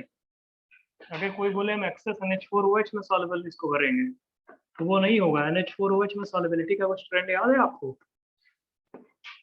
No reaction. कितने हाइड्रोक्साइड होते थे जो NH4OH में सॉल्युबल होते थे? CuOH होल ट्वाइस, AgOH, कुछ याद नहीं? CdOH whole twice, ZnOH whole twice, NiOH whole twice, ऐसे करके बताया नहीं है तुम लोगों को? ये बताया है भैया? एक्सेस NH4OH में सॉल्युबिलिटी पढ़ाए जरूर, पी ब्लॉक में पढ़ाए थे तुम लोगों को, नहीं बताए थे? अमोनिया के टाइम पढ़ाए थे। कुछ याद वाद नहीं तुम लोगों को? एक ही बैच में तुमने पढ़ाया है, कैसी बात कर रहे हो साले, पढ़ के आते हो नहीं? इस साल हमने किसी बैच को पी ब्लॉक पढ़ाया नहीं, सिर्फ तुम्हारे बैच को पढ़ाया। हमको याद आ रहा है अभी हार्डली इसी सितंबर मंथ में इसको पढ़ाया हमने। कुछ याद करो, पी ब्लॉक में अमोनिया में जाके देखो जरा है क्या नाइट्रोजन की फैमिली में। एक्सेस NH4OH में सॉलिबिलिटी याद है? तुम लोग यही तुम्हारे बैच में इसलिए दिक्कत होती है कि तुम लोग पढ़ते नहीं हो। नहीं पढ़ाया है? आप बता रहे हैं पढ़ाया, इधर वाले साले पता नहीं कौन कौन बता रहे नहीं पढ़ाया। पढ़ाया भैया कि नहीं पढ़ाया? तो बताया करो ना यार दोस्त तुम लोग। अभी तो पढ़ाए थे, तुम लोग रिकॉल नहीं करते हो। इनऑर्गेनिक है दोस्त, ऐसे कैसे चलेगा? तो कौन कौन से हाइड्रोक्साइड थे जो एक्सेस NH4OH में सॉल्युबल थे? बताओ अच्छा। अरे CuOH होल ट्वाइस था, NiOH होल ट्वाइस था, AgOH था, CdOH whole twice, ZnOH whole twice. पहले तो इतना ही याद रख लो, ये सारे के सारे हाइड्रोक्साइड जो थे ये सॉल्युबल हुआ करते थे। अभी तुम लोग इनऑर्गेनिक पढ़ नहीं रहे हो भैया। सॉल्युबल इन एक्सेस NH4OH, और इधर ये सॉल्युबिलिटी एक्सेस NH4OH में is not because of acid base reaction, it is because of complex formation. इसमें टेट्रामीन कॉम्प्लेक्स बन जाता था। ये इसका ब्लू PPTCOH होल ट्वाइस का ग्रीन प्रेसिपिटेट ऑफ निकल हाइड्रोक्साइड का व्हाइट प्रेसिपिटेट ऑफ AgOH का white precipitate of cadmium hydroxide, white precipitate of zinc hydroxide, ये सब के सब सॉल्युबल थे एक्सेस NH4OH में। तो इतने ही हाइड्रोक्साइड होते हैं जो एक्सेस NH4OH में सॉल्युबल होते हैं, और इन हाइड्रोक्साइड की solubility in excess NH4OH is not because of acid base reaction, it is because of complex formation reaction. तुम्हारे बैच में यही प्रॉब्लम होती है तुम लोग के पढ़ाने में। अब A1 में या DPS UPS वाले में वो लोग ज्यादा पढ़ के आते हैं, तो बैच इसीलिए सेग्रीगेट कर दिया जाते हैं कि भाई अब सिमिलर टाइप के लोग, अब उसमें क्या है कि याद रहता है तुम लोग 2-4 लोगों को याद है बस, बाकी पूरा बैच का कुछ आइडिया नहीं क्या चल रहा है। यही 2 दिन बाद नहीं याद कर पाओगे तुम, 2 दिन बाद तुम्हें यही नहीं पता लगेगा कि क्या पढ़ाया हुआ आज। तो सॉल्युबिलिटी इन NH4OH, एक्सेस NH4OH में इसका सॉल्युबिलिटी का ट्रेंड। कंप्लीटली इनसॉल्युबल सल्फेट भी बता दिए, स्पारिंगली सॉल्युबल सल्फेट भी बता दिए। तो ये जो PbOH का होल ट्वाइस बना है व्हाइट PPT, ये एक्सेस NaOH में सॉल्युबल है। अब एक्सेस NaOH में सॉल्युबिलिटी बोलो हमको नहीं बताया, तो हमने एक दिन amphoteric metal oxide, amphoteric metal hydroxide offline की क्लास में ही पढ़ाया था, ऑनलाइन में नहीं, ऑफलाइन में क्लास में सारे बैचेस में पढ़ाया था। तो बोला था कि भैया ये PbOH होल ट्वाइस HCl में भी सॉल्युबल, H2SO4 में भी सॉल्युबल, NaOH में भी सॉल्युबल। 3-3 रिएक्शन लिखते थे कि जिससे आप लोग याद कर लो। यही सब तो बताया था, इसे कॉपी कर लो फिर हम आगे बताएं। लेड वाला खत्म, लेड का टेस्ट फिनिश। अब आ जाओ दूसरा वाला, आइडेंटिफिकेशन ऑफ Ag+। सिल्वर पे आते हैं। कॉपी करोगे क्या, हटा दें इसको?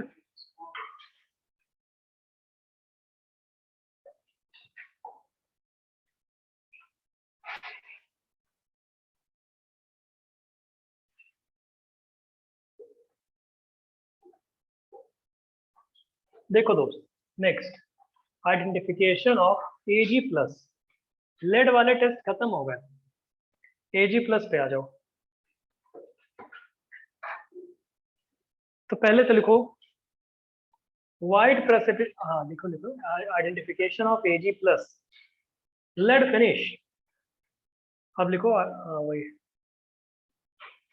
लिखिए, white precipitate of AgCl is insoluble in white precipitate of AgCl is insoluble in hot water. White precipitate of AgCl is insoluble in hot water. Hot water में insoluble होता है। अरे सिर्फ PbCl2 वाला insoluble होता था, बाकी तो insoluble होता है। ठीक है दोस्त, फिर नेक्स्ट वाला लिखो। तो कहाँ soluble होता है? अगला दूसरी ठीक है, जो भी है, पहला पॉइंट हो गया। सेकंड पॉइंट लिखो, white precipitate of AgCl is soluble in ammonia. White precipitate of AgCl is soluble in ammonia due to formation of Tollens reagent. White precipitate of AgCl is soluble in ammonia due to formation of Tollens reagent. है ना भैया?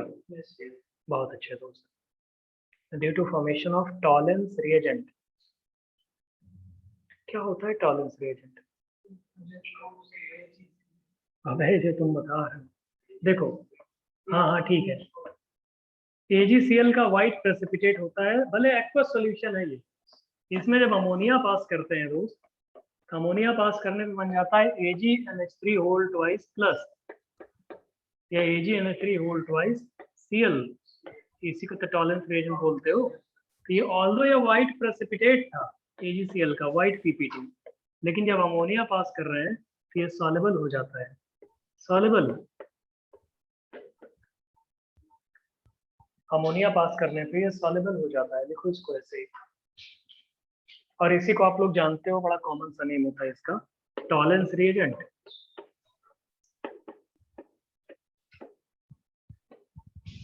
अब चाहो तो ये soluble आपका बन गया है ना कंपाउंड, इसी सॉल्युबल कंपाउंड में आप एल्डिहाइड डाल दो, कोई RCHO एल्डिहाइड, और इसको बॉईल कर दो एल्डिहाइड डाल के, कोई भी एल्डिहाइड। अबे टॉलरेंस में तो बेंजल्डिहाइड को भी ऑक्सीडाइज कर देता है, तो एल्डिहाइड डाल दोगे तो फिर से सिल्वर मिरर अपीयर हो जाएगा। सिल्वर मिरर के साथ साथ क्या मिल जाएगा? RCO माइनस, और इसको क्या बोल देंगे? Silver mirror. इन केस अगर आप आगे प्रोसीड करना चाहते हो तो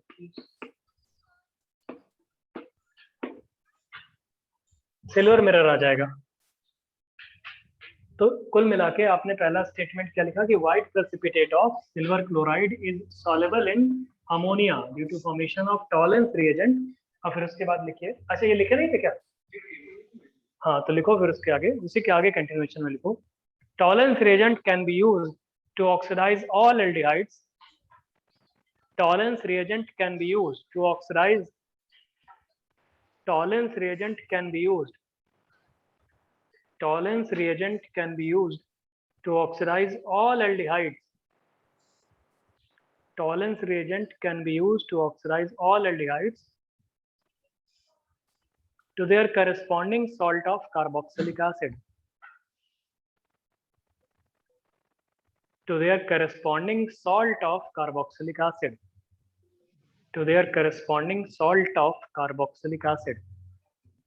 है ना भैया? और उसमें आगे लिखा to corresponding salt of carboxylic acid, फिर उसी में लिख लो silver mirror is also appear. Silver mirror is also appear in this reaction. Silver mirror जो होता है is also appear in this reaction. Silver mirror appear होता है कि नहीं होता भैया? जानते हो ना? पहला टेस्ट यही हो गया, AgCl PbCl2 और Hg2Cl2 में, फिर से सुन लो, AgCl PbCl2 और Hg2Cl2 में डिस्टिंग्विश करने का सबसे पहला मेथड था हीट करना। बॉईल कर दोगे तो PbCl2 सॉल्युबल हो जाएगा। अगर बॉईल करने पे सॉल्युबल नहीं हुआ तो या तो AgCl है या तो अमोनिया है, और सॉरी या Hg2Cl2 अमोनिया पास कर दो। अमोनिया पास करोगे तो अगर AgCl का व्हाइट प्रेसिपिटेट है तो सॉल्युबल हो जाएगा। ठीक है भैया? ये तो टेस्ट नंबर 1 है। इसी में और चीज देखी जाती है, सुनो तो, इस सॉल्युबल कॉम्प्लेक्स में जो टॉलरेंस रिएजेंट है, इस सॉल्युबल कॉम्प्लेक्स में अगर हम लोग HNO3 डालते हैं, HNO3 एसिड, HNO3 एसिड डालने पे फिर से AgCl का व्हाइट प्रेसिपिटेट रीअपियर हो जाता है। लिख लो, इस सॉल्युबल कॉम्प्लेक्स में अगर हम लोग इस सॉल्युबल कॉम्प्लेक्स में अपने हिसाब से क्वेश्चन ऐसे, इस सॉल्युबल कॉम्प्लेक्स में अगर हम लोग HNO3 ऐड करते हैं तो फिर से AgCl का व्हाइट प्रेसिपिटेट रीअपियर हो जाता है।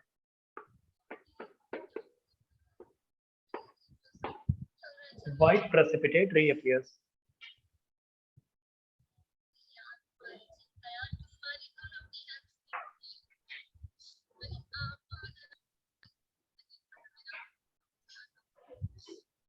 ये उज्जवल अग्रवाल, तुम जो कुछ भी अपना देख रहे हो ना बेटा, वो थोड़ा म्यूट करके देखो या क्लास से निकल के बाहर देखो।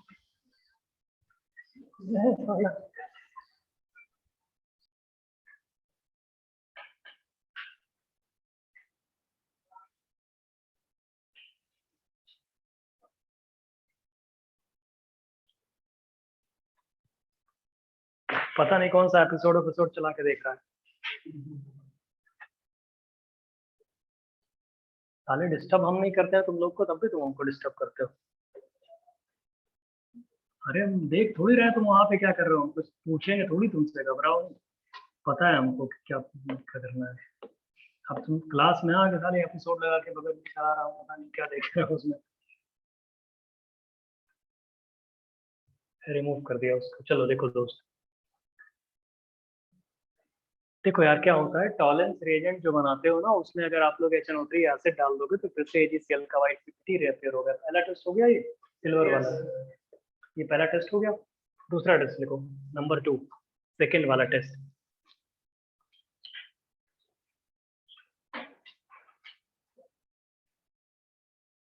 सेकेंड वाला टेस्ट देखिए, जो AgCl का पीपीटी है अरे दोस्त देखो, उसमें जब हाइपो ऐड करते हैं Na2H2O3, तो Na2H2O3 डालने के बाद इसमें भी Ag2H2O3 का व्हाइट पीपीटी आता है, व्हाइट। और इसको अगर हीट करोगे तो Ag2S के ब्लैक पीपीटी में कन्वर्ट हो जाता है। ऐसे रिएक्शन लिख लो पहले। AgCl में हाइपो ऐड करते हैं जब Na2H2O3, तो कन्वर्ट हो जाता है Ag2H2O3 में, Ag2H2O3। और फिर उसको हीट करते हैं अगर हम लोग, तो कन्वर्ट हो जाता है ब्लैक प्रेसिपिटेट ऑफ Ag2S में। दोस्त तुम लोग पढ़ाई क्या करो यार, बहुत लोग करते हैं। मतलब तुम लोग तो क्लास में आए हो ठीक है, ऑफलाइन वाले फिर भी ठीक होते हैं। अब यहाँ पे कुछ और तो नहीं चला सकते ना, ये ऑनलाइन वाले पता नहीं घर पे क्या करते हैं, इनको हम कुछ कहते भी नहीं तब भी। फिर यही लोग साले होते हैं, पहले पढ़ते नहीं है, जब एंड टाइम आता है तो फिर बोलते हैं कोचिंग वाला हमें समझ में नहीं आया, तब हम कोई कोर्स वोर्स देखेंगे 1-2 महीने का, 4 महीने का, उसमें अगर उनको बता देगा AgCl का व्हाइट प्रेसिपिटेट होता है, खुश हो जाएंगे, बोलेंगे अरे बहुत बढ़िया पढ़ा रहा है। क्योंकि कुछ पता तो था नहीं। बोलेंगे वो हमको 1 घंटे में सब समझा दिया, इसका ब्लैक इसका व्हाइट। साले कभी क्लास में रहे हो तो तुमको वैसे भी समझाया गया। ऐसा होता है, लास्ट ईयर 1-2 लोगों को देखा था। खैर उनका फाइनली भी कुछ नहीं हुआ, लेकिन उनको एक बार आए, बोले सर वो हमारी क्लासेस मिस हो गई थी। हमने बोला क्यों मिस हो गई थी? बोले उस टाइम हम डिस्टर्ब हो गए थे। हमने बोला ऐसा क्या डिस्टर्बेंस था? थोड़ी सी कहानी वानी बताया, तो हमने बोला ठीक है चलो, हमारी सिंपैथी है तुम्हारे लिए, डिस्टर्ब हो गए थे। फिर क्या किया? तो बोलते हैं फिर हमने एक लेक्चर देखा, हमने बोला क्या? तो उसमें बोले बहुत बढ़िया बताया था पीएच कैसे निकाला जाता है। किसका पीएच निकालना था? बोले वीक एसिड का। मैंने बोला साले कभी लेक्चर नोट्स देखे हो तो तुमको वहां मिल जाता, तुम वो पढ़े नहीं और वो सारी चीजें डिस्टर्ब कर दिया। फिर कभी जाके देखे, अब जब तुम्हारा मन कर रहा है पढ़ने का तब तुम्हें वो चीज मिल रही है तो भले सही लगता है, लेकिन फिर कितना पढ़ लोगे? हमेशा मन थोड़ी करेगा तुम्हारा पढ़ने का। कभी कभी सो के उठोगे सब लोग तो बोलोगे आज हमको अच्छा लग रहा है, आज हम पीएच निकालना सीखेंगे। आज मेरा हैप्पी मूड है, आज मैं पढ़ूंगा। चलो देखो दोस्त, नई नई कहानियां होती है भाई। जब एग्जाम आता है तो लोग नए नए वो लेके आते हैं, तब थोड़ा सा खुलते हैं, तब बताते हैं हमें ये प्रॉब्लम हो गई थी, हम बहुत टेंशन में थे। मैं बहुत हताश और निराश हुआ करता था। जो ऐड नहीं आते थे वो वाले पहले टेलीकॉलर कौन से होते थे, फिर मुझे मिला इसका सहारा और मैं इसी सेलेक्ट किए थे, ऐसे होते नहीं थे। अबे टीवी पे, टीवी पे नहीं, अगर टीवी पे नहीं देखते हो तो पढ़ते भी नहीं हो साले तुम लोग, हमको लगा टीवी में कम से कम ऐड वैड भी देखते होगे तुम लोग। ना तुम टीवी देखते हो ना पढ़ाई करते हो, क्या जिंदगी में तुम्हारे चल क्या रहा है, ये नहीं है दोस्त। मतलब पढ़ना लिखना है ये तुमको, तुम लोगों को। ऑनलाइन वाले तो पता नहीं क्या कर रहे होंगे, चला के इधर उधर कहीं घूम टहल रहे होंगे, तुम कुछ पढ़ रहे होंगे, सब कुछ सबके लिए नहीं कह रहे हैं। टीवी से तुम्हें कोई मतलब है नहीं, तुम लोग पता नहीं सेलफोन में जाने ऐसी कौन सी चीज देखते हो, हम जो पढ़ाते हैं वही नहीं समझ में आता। वहां पे साले सब समझ में आता है, बगल में न जाने कौन सा एपिसोड लगा के देख रहा था वो।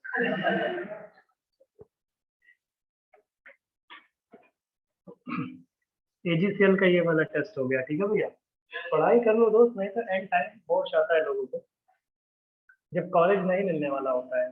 कोई कॉलेज नहीं मिलता आज, तो लोग बोलते हैं अब हम क्या करें, तो भागते हैं फिर रात रात भर देखते हैं अपना वीडियोस पढ़ाई वाली, यही सब खोज खोज के कि भाई हमने ये सर्च किया वो सर्च किया ये देखा। उतने में क्या हो जाएगा, उस टाइम उनको अच्छा भी लगता है। यही चीज हम प्रेसिपिटेट का कलर बताएंगे तो उनको मजा, हम व्हाइट कैसे है, हम नहीं मानेंगे व्हाइट है, कुछ और कलर बताइए, ऐसे भी कह सकते हैं। उस टाइम अपने आप हाँ व्हाइट है, व्हाइट, आगे बढ़ो जल्दी। कितना पढ़ लोगे, 2 साल का सिलेबस कितने दिन में, उसी में थोड़ी बहुत अब भाई, उसी में किसी का जेई मेन क्वालिफाई हो जाता है, खुश हो जाते हैं, बोलते हैं "हाँ, भैया जिंदगी में बहुत परेशान थे फिर भी जेई मेन क्वालिफाई हो गया"। तो दोस्त थोड़ा सा पढ़ना चाहिए तुम लोगों को, एंड टाइम पे फिर नहीं तो परेशान हो जाओगे, कब तक एक्सक्यूजेस दोगे।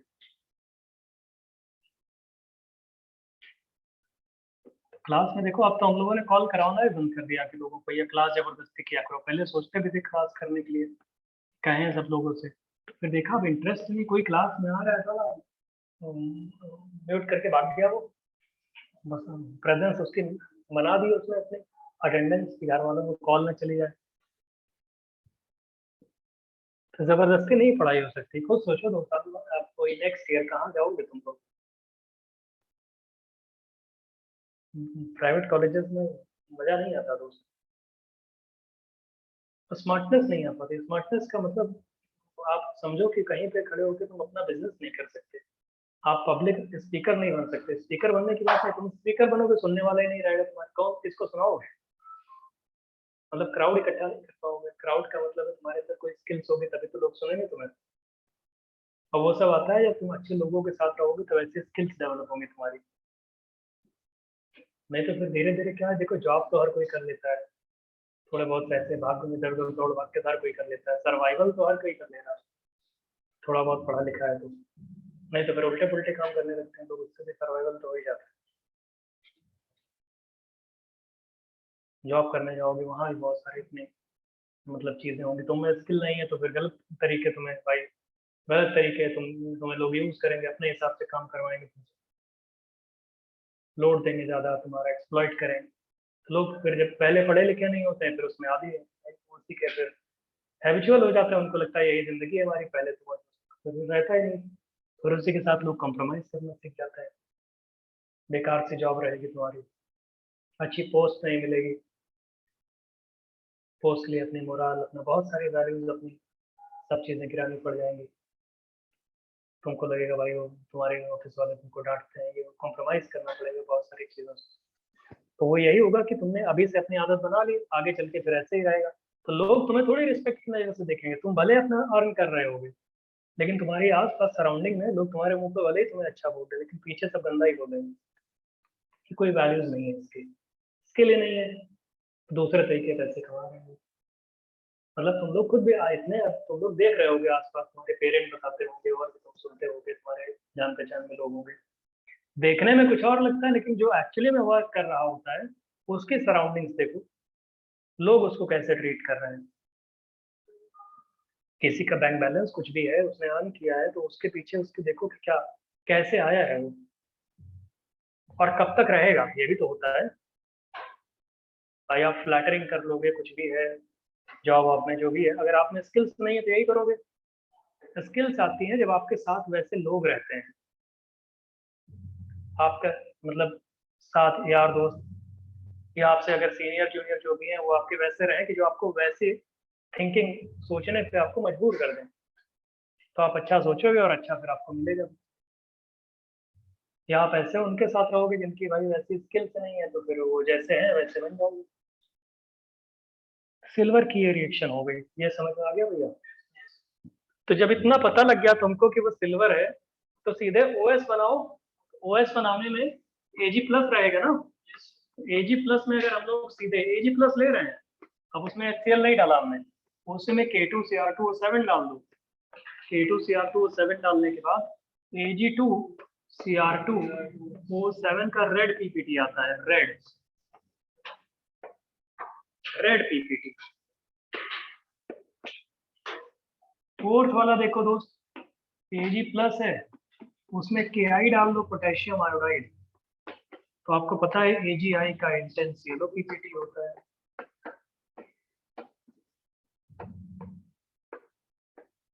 तो ये भी सिल्वर के टेस्ट खत्म, सिल्वर फिनिश। अब लिखो मर्क्यूरस। सिल्वर फिनिश हो गया भैया, जल्दी लिखो। मर्क्यूरस पे चलते हैं, मर्क्यूरस।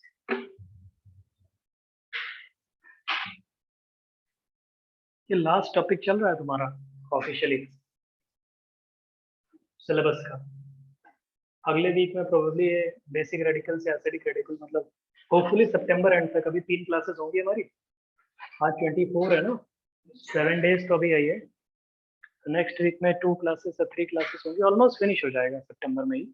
नहीं हुआ तो कोई बात नहीं, अक्टूबर से आना। अभी जैसे हमने 12th पास बैच में आयनिक इक्विलिब्रियम आज शुरू किया उन लोगों का, तो आयनिक के हमारे पास लेक्चर नोट्स नहीं है, तो हम इसलिए उनको पूरा सब एकदम डिटेल में पढ़ा रहे हैं।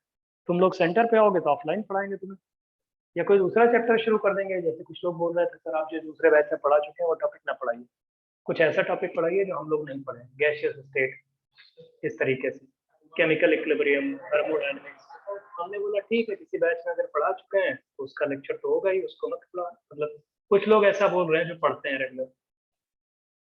तो म्यूचुअली देखेंगे सिलेबस फिनिश होने के बाद ये कराएंगे, क्वेश्चन कराएंगे उस पर, लेकिन एकदम डिटेल में नहीं पढ़ाएंगे उसको कि हाँ भैया पीएच का फॉर्मूला क्या होता है, ये थोड़ी बताएंगे। अब प्रैक्टिस कराएंगे, उसी में क्या है जो बेसिक वाले क्वेश्चन वो भी कवर होते चले जाएंगे।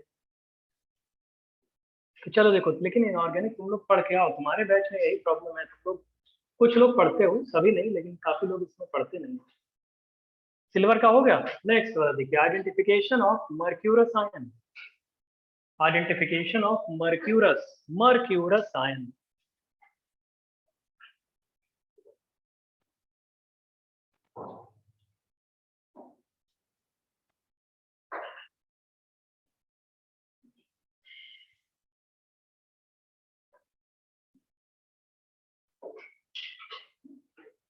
Identification of mercurous ion.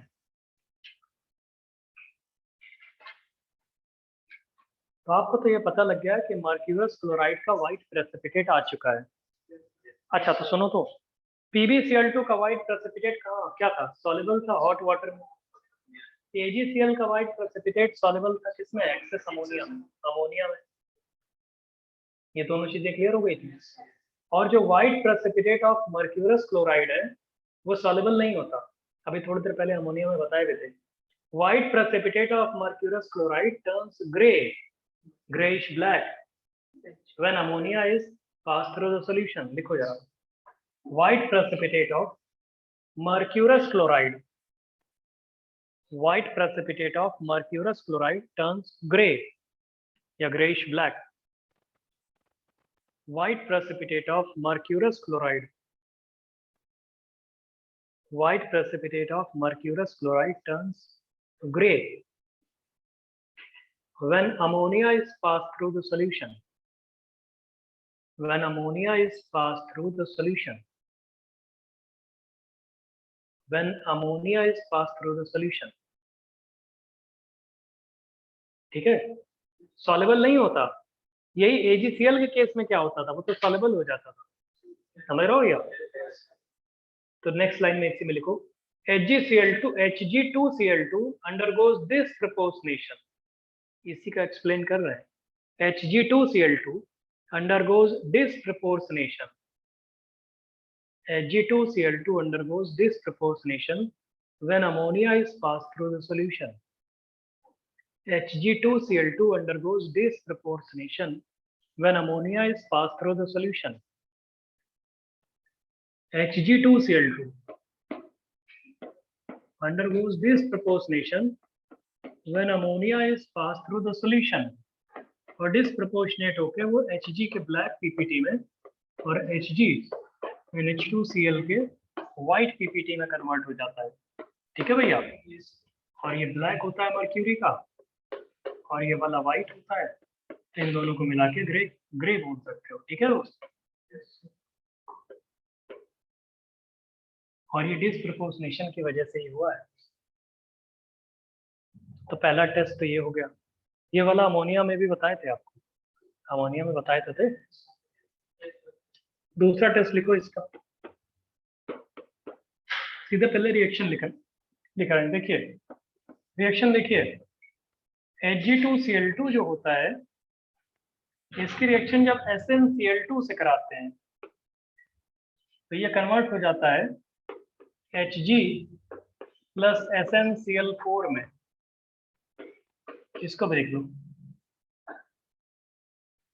White precipitate. अच्छा, ये Hg2Cl2 का सॉलिड है, व्हाइट पीपीटी होता है Hg2Cl2 का, और SnCl2 सॉल्यूशन होता है, प्रेसिपिटेट नहीं होता। SnCl4 अगेन सॉल्यूशन होता है, लेकिन मर्क्यूरी का ब्लैक पीपीटी आ जाता है।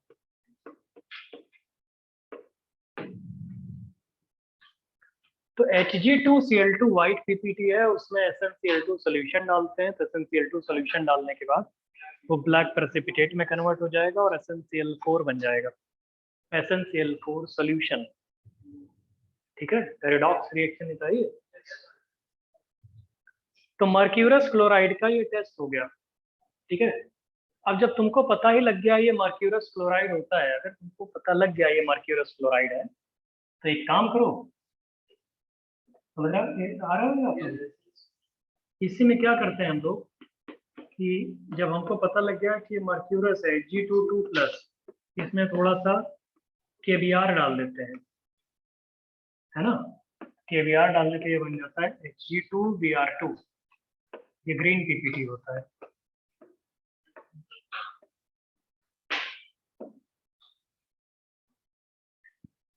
जब मर्क्यूरस पता लग चुका है हमको, तो अब हम OS नहीं बनाएंगे ना उसका, दो रिएक्शन से हमको आइडिया लग चुका है। तो जो सॉल्ट आपको दिया होगा, हमको पता लग गया उसमें मर्क्यूरस आयन है, ऊपर की दो रिएक्शन तो हम सीधे KBr डाल के Hg2Br2 का ग्रीन पीपीटी बना देंगे। ठीक है दोस्तों, तो ये मर्क्यूरस, ये ग्रुप 1 के सारे कैटायंस के टेस्ट हो गए। ग्रुप 2 वालों में आ जाए, लिखो हेडिंग लिखो, आइडेंटिफिकेशन ऑफ ग्रुप 2 कैटायंस। ऐसे 1 बाय 1 हमको सारे ग्रुप चेक करने हैं। 1 बाय 1 अगर सारे ग्रुप आपने चेक कर लिए तो बेसिक रेडिकल खत्म। एसिडिक रेडिकल, जितनी क्लास में बेसिक रेडिकल फिनिश होगा, एसिडिक रेडिकल मैक्सिमम 2 क्लासेस लेता है फिनिश होने में, मैक्सिमम। बेसिक रेडिकल जो है ना, ये 6-7 ग्रुप होते हैं ना, ये थोड़ा ज्यादा क्लासेस लेते हैं, लेकिन एसिडिक रेडिकल जो होते हैं मैक्सिमम 2 क्लासेस में फिनिश हो जाते हैं। देखिए, अच्छा आप लोग के जो टर्म 1 में आ रहा होगा नवंबर के फर्स्ट वीक में, सबके सिलेबस तो हो ही गया होगा ना, कंप्लीट होगा। टर्म 2 का भी सिलेबस देखोगे तो ऑलमोस्ट कंप्लीट होगा, उसमें वो भी तो खत्म ही होगा, क्या बचा होगा उसमें? डी और एफ लॉग। तो उसको देखो, हमको पढ़ाना है ना, उसको तुम लोग को बुलाएंगे एक दिन ऐसे एनसीईआरटी लेके और अपने लेक्चर नोट्स जो भी हैं, क्योंकि बोर्ड पे लिखेंगे तो तुम लोग, हम भी लिखते लिखते थक जाएंगे और तुम भी लिखते लिखते थक जाओगे, कितना लिखेंगे भाई उसमें। उसको वैसे ही पढ़ाएंगे और आप लोग भी पढ़ लोगे डी और एफ ब्लॉक। बाकी तो सब हो ही गया है। अब तुम लोग देखो, स्कूल का सिलेबस से तुम्हें टेंशन फ्री हो गए सब लोग, अब सिर्फ जेई की प्रिपरेशन करो, टेंशन फ्री। अब टेंशन फ्री वो लोग हो गए होंगे जिन्होंने पढ़ा होगा। हाँ, मतलब सिंसियरली आप लोगों ने जब से पढ़ा रहे हैं, मार्च से हम तुम लोगों को अप्रैल से अगर पढ़ा है, तो आप लोग स्कूल सिलेबस से टेंशन लेने की जरूरत नहीं है। अब किसी ने पढ़ा ही नहीं क्लास 12th में, तो वो तो अभी और भी इधर उधर झांके, अरे यार अभी तो हमारा कंप्लीट है नहीं, तो इधर उधर देखोगे, एक दूसरे से बातें करोगे, अरे फिर क्या करेंगे, वो क्या करेंगे, तो वैसे भी तुम्हारा कुछ हो नहीं पाएगा। फिर जो लोग ऐसा सोचते हो, क्योंकि तुम फिर वही करते रह जाओगे, तुम्हारा वो भी इफेक्टिव नहीं होगा, क्योंकि एक बार लूजर हो गए तो फिर वो अपने आप उस पर बनता रहता है। आदत तुम्हारी खराब हो चुकी है ना, क्योंकि एक बार गलती करके उसको करेक्ट करने में बहुत ज्यादा डेयर चाहिए होता है, करेज और डेयर। पहली बार ही गलती होती है तो वो खैर बहुत बड़ी गलती मानी जाती है, उसको करेक्ट करने में सोचो कितना डेयर चाहिए। अगर इतना ही डेयर आप कर सकते थे तो वो गलती नहीं होती। और फिर भी ऐसा नहीं है, लोग डेयर करते हैं, एक बार दो बार गलती करके भी करते हैं। तो अगर सिलेबस छूट भी गया है तो उसको जल्दी जल्दी आप कवर करके जेई की प्रिपरेशन कर लो। यहीं पे अब डिफरेंसेस आ जाते हैं। जैसे किसी ने बहुत सारे रीजंस की वजह से, बहुत सारे रीजंस की वजह से, कुछ तो होते हैं जो डाइवर्टेड ही होते हैं, उनका कुछ गड़बड़ हो जाता है तो फिर कभी कवर नहीं कर पाते। वो कोशिश करते हैं लेकिन फिर उस दलदल में फंसे रहते हैं। मतलब एक तरह से वो गड़बड़ चीज होती है, वो जानबूझ के नहीं निकलना चाहते क्योंकि वो गलत होके फिर ना उसमें उनको मजा आने लगता है और फिर उनका कभी सिलेबस कंप्लीट नहीं हो पाता। वो स्कूल के लिए स्ट्रगल करते रह जाते हैं, अल्टीमेटली स्कूल में भी टॉपर नहीं बन पाते वो। क्योंकि स्कूल के जो टॉपर होते हैं वो बहुत ज़्यादा चांसेस होते हैं कि जेई में भी बहुत अच्छा स्कोर करते हैं। तो अगर किसी को लगता हो कि हम ये ना करके स्कूल में कर लेंगे बहुत अच्छा, तो दोस्त तुम कर नहीं पाओगे, मीडियोकर ही रहोगे। हम पिछले कई सालों से देख रहे हैं, हम लोग के स्कूल के टॉपर जो होते हैं जनरली वो लोग जेई में भी अच्छी रैंक लेके आते हैं। अब कोई सोचे नहीं हमें तो अब हो नहीं पाएगा, हम स्कूल का करेंगे, तो मीडियोकर ही रहोगे। तो क्या तुम नया से कर लिए बताओ दोस्त, स्कूल में भी मीडियोकर ही रहोगे। हम किसी को डिमोटिवेट थोड़ी कर रहे हैं, जो देखा है लास्ट ईयर से वही बता रहे हैं। तो सही होता है कि जो बताया जा रहा है, जिस लेवल पे जा रहे हैं उसी लेवल पे पढ़ो। एक होता है ना कि फाइट करके मरेंगे, फिर बिना फाइट किए तुम खुद ही गड़बड़ कर जाओगे। तो भाई जब कुछ होना ही है तो ठीक है, तो फाइट करके हो, नहीं फाइट करेंगे तो गड़बड़ है। और डेयर करना चाहिए अपनी ही मिस्टेक्स को। देखो, अपने मिस्टेक्स को आइडेंटिफाई करना और उसको एक्सेप्ट करना बहुत ज्यादा डेयरिंग और करेज वाला काम होता है। लोग अभी क्या हो रहा है, लोग अपना मिस्टेक्स मानते ही नहीं, अपनी गलती।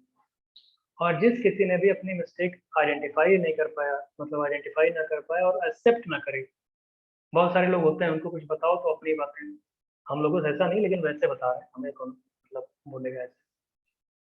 मतलब हम तो भाई बता देते हैं तुम्हारी ये गलती है, तो सब लोग मानते हैं भाई, तो साफ साफ दिखता है। लेकिन और जगह उनको कोई बताता है, लोग उसको आर्गुमेंट करते हैं। मतलब ये है, तुम आर्गुमेंट करके ये नहीं बता रहे हो कि सामने वाला गलत है, तुम ये कर रहे हो कि तुम अपनी मिस्टेक आइडेंटिफाई नहीं करना चाहते हो और उसको करेज मतलब करेजियस नहीं हो उसको करेक्ट करने के लिए। बहुत करेज चाहिए होता है अपनी मिस्टेक्स को मतलब एक्सेप्ट करने के लिए, हाँ हम गलत हैं ऐसे, करेक्ट चाहिए होता है उसके लिए।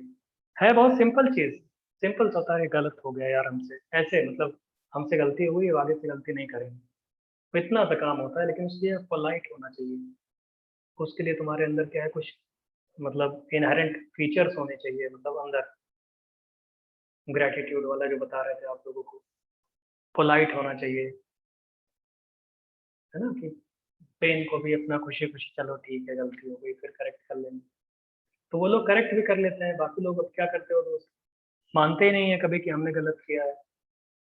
और फिर वो जब सिलेबस खत्म हो जाएगा देखते हैं दूसरे करे, सिलेबस खत्म हो गया आप क्या करेंगे, हम लोग हमारा तो अभी कुछ हुआ ही नहीं है, हमें टर्म 1 के लिए पढ़ रहे हैं, टर्म 2 के लिए पढ़ रहे हैं। फिर वो उसी में उनकी लाइफ, मतलब वो क्या होता है ना, एक पैटर्न सा होता है, जैसे गलत रास्ता होता है, उनके पास कुछ बचता है नहीं क्योंकि वो डेयर कर नहीं पाते पीछे जाने का। उनको उसी में दो चार लोग होते हैं जो उनको खुश फील करवाते रहते हैं, हाँ तुम बहुत अच्छे, तुम बहुत अच्छे। फिर उसी रास्ते पे और चलते चलते चलते चलते फिर उसी रास्ते पे बहुत गंदे निकल जाते हैं लाइफ में। फिर उसी को जैसे होता नहीं कि वो दलदल टाइप से, उनको उसी मजा आने लगता है। कभी कभी रियलाइज होता है तो उसको सोचते हैं अरे छोड़ो ना, हमसे नहीं हो सकता। तो इसलिए बता रहे हैं 12th के बाद आपको मौका नहीं मिलेगा कभी, अभी मौका है, अभी आप करेक्ट कर सकते हो अपने आप को। पेरेंट बेचारे कहते हैं, पेरेंट की बातों को तुम लोग सुनते नहीं, समझ रहे हो भैया। लिखो आइडेंटिफिकेशन ऑफ ग्रुप 2 कटायंस। अब तुम बोलोगे सर ग्रुप 2A और ग्रुप 2B जो होते हैं इनको क्लासिफिकेशन का बेसिस क्या है। बहुत पहले ग्रुप 2 एक ही था, फिर ए और बी क्लासिफिकेशन बाद में किया गया था। बेसिस क्या है ग्रुप 2A और ग्रुप 2B का, तो हम आपको बता देते हैं। ग्रुप 2B वाले जो कटायंस होते हैं, कौन कौन से कटायंस होते हैं, सल्फाइड जो होते हैं, रुको, सल्फाइड होते हैं SNS SnS2 AS2S3 AS2S5, और क्या होता है, Sb2S3 और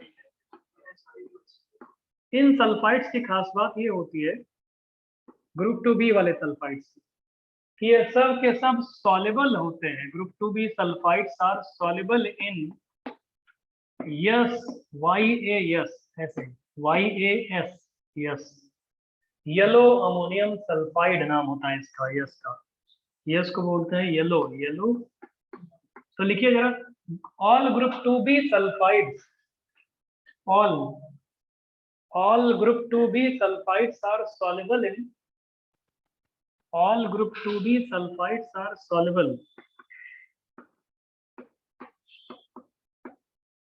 all group 2b sulfides are soluble in yellow ammonium sulfide, all group 2b sulfides are soluble in yellow ammonium sulfide, yellow ammonium sulfide, group 2b sulphide जो होते हैं। ठीक है भैया, यही डिस्टिंग्विश करने का क्राइटेरिया, एक सिंगल क्राइटेरिया होता है जो ग्रुप 2a और ग्रुप 2b वाले कैटायंस को डिस्टिंग्विश करने में यूज किया जाता है। ग्रुप 2b वाले जो सल्फाइड होते हैं they are soluble in yellow ammonium sulphide solution, और ग्रुप 2a वाले सल्फाइड सॉल्युबल नहीं होते हैं। तो पहले जो सारे कैटायंस बनाए गए थे ना ग्रुप 2 बना के, बाद में उनको ग्रुप 2a और ग्रुप 2b बनाया गया। उसका रीजन सिर्फ यही है कि येलो अमोनियम सल्फाइड में ये वाले सल्फाइड सॉल्युबल होते हैं। अच्छा ये बताओ अमोनियम सल्फाइड क्या होता है? NH4 होल ट्वाइस S, इसे क्या बोलते हो? Ammonium sulphide. इसी में ढेर सारा अगर सल्फर और डाल दो फाइनली डिवाइडेड स्टेट में तो NH4 होल ट्वाइस SX, जैसे X, इस X की वैल्यू ग्रेटर देन और इक्वल टू 2, तो इस चीज को बोलते हैं येलो अमोनियम, येलो कलर का हो जाता है। एक दिन हमने आपको बताया था, सुनो तो, किसी कंपाउंड में अगर सल्फर की एक्सेस होती जाती है तो उसका कलर येलो की तरफ या ब्राइट कलर की तरफ बढ़ता चला जाता है, जानते हो? तो येलो अमोनियम सल्फाइड इसलिए बोलते हैं कि अगर सल्फर 2 या 2 से ज्यादा हो गया तो ये कंपाउंड जो अमोनियम सल्फाइड है येलो कलर का हो जाता है। तो येलो अमोनियम सल्फाइड इसको बोलते हैं NH4 होल ट्वाइस SX। और इस वाले रिएजेंट में ये ग्रुप 2b के ही सल्फाइड, सिर्फ ग्रुप 2b के सल्फाइड सॉल्युबल होते हैं, बाकी कोई नहीं सॉल्युबल होता, बाकी कोई सल्फाइड सॉल्युबल नहीं होता। सिर्फ एक क्राइटेरिया है ग्रुप 2a और ग्रुप 2b को डिस्टिंग्विश करने का। तो एक साथ इतने सारे कटायन ना पढ़ के हम लोग 2a और 2b के फॉर्म में पढ़ते हैं। ठीक है बच्चा, इतना कर लो, बाकी नेक्स्ट क्लास में पढ़ाएंगे। पढ़ते रहो दोस्त, सिलेबस खत्म होने को आ गया, तुम लोग को भी लग रहा है ठीक से रिवाइज करके नहीं आते हो। करके आया करो दोस्त, तुम्हें लोग के लिए तो पढ़ा रहे हैं, तो हमको क्या मतलब कितना वैसे आगे पीछे पढ़ाने। ब्रेक ले सकते हैं अब आप लोग। Thank you very much.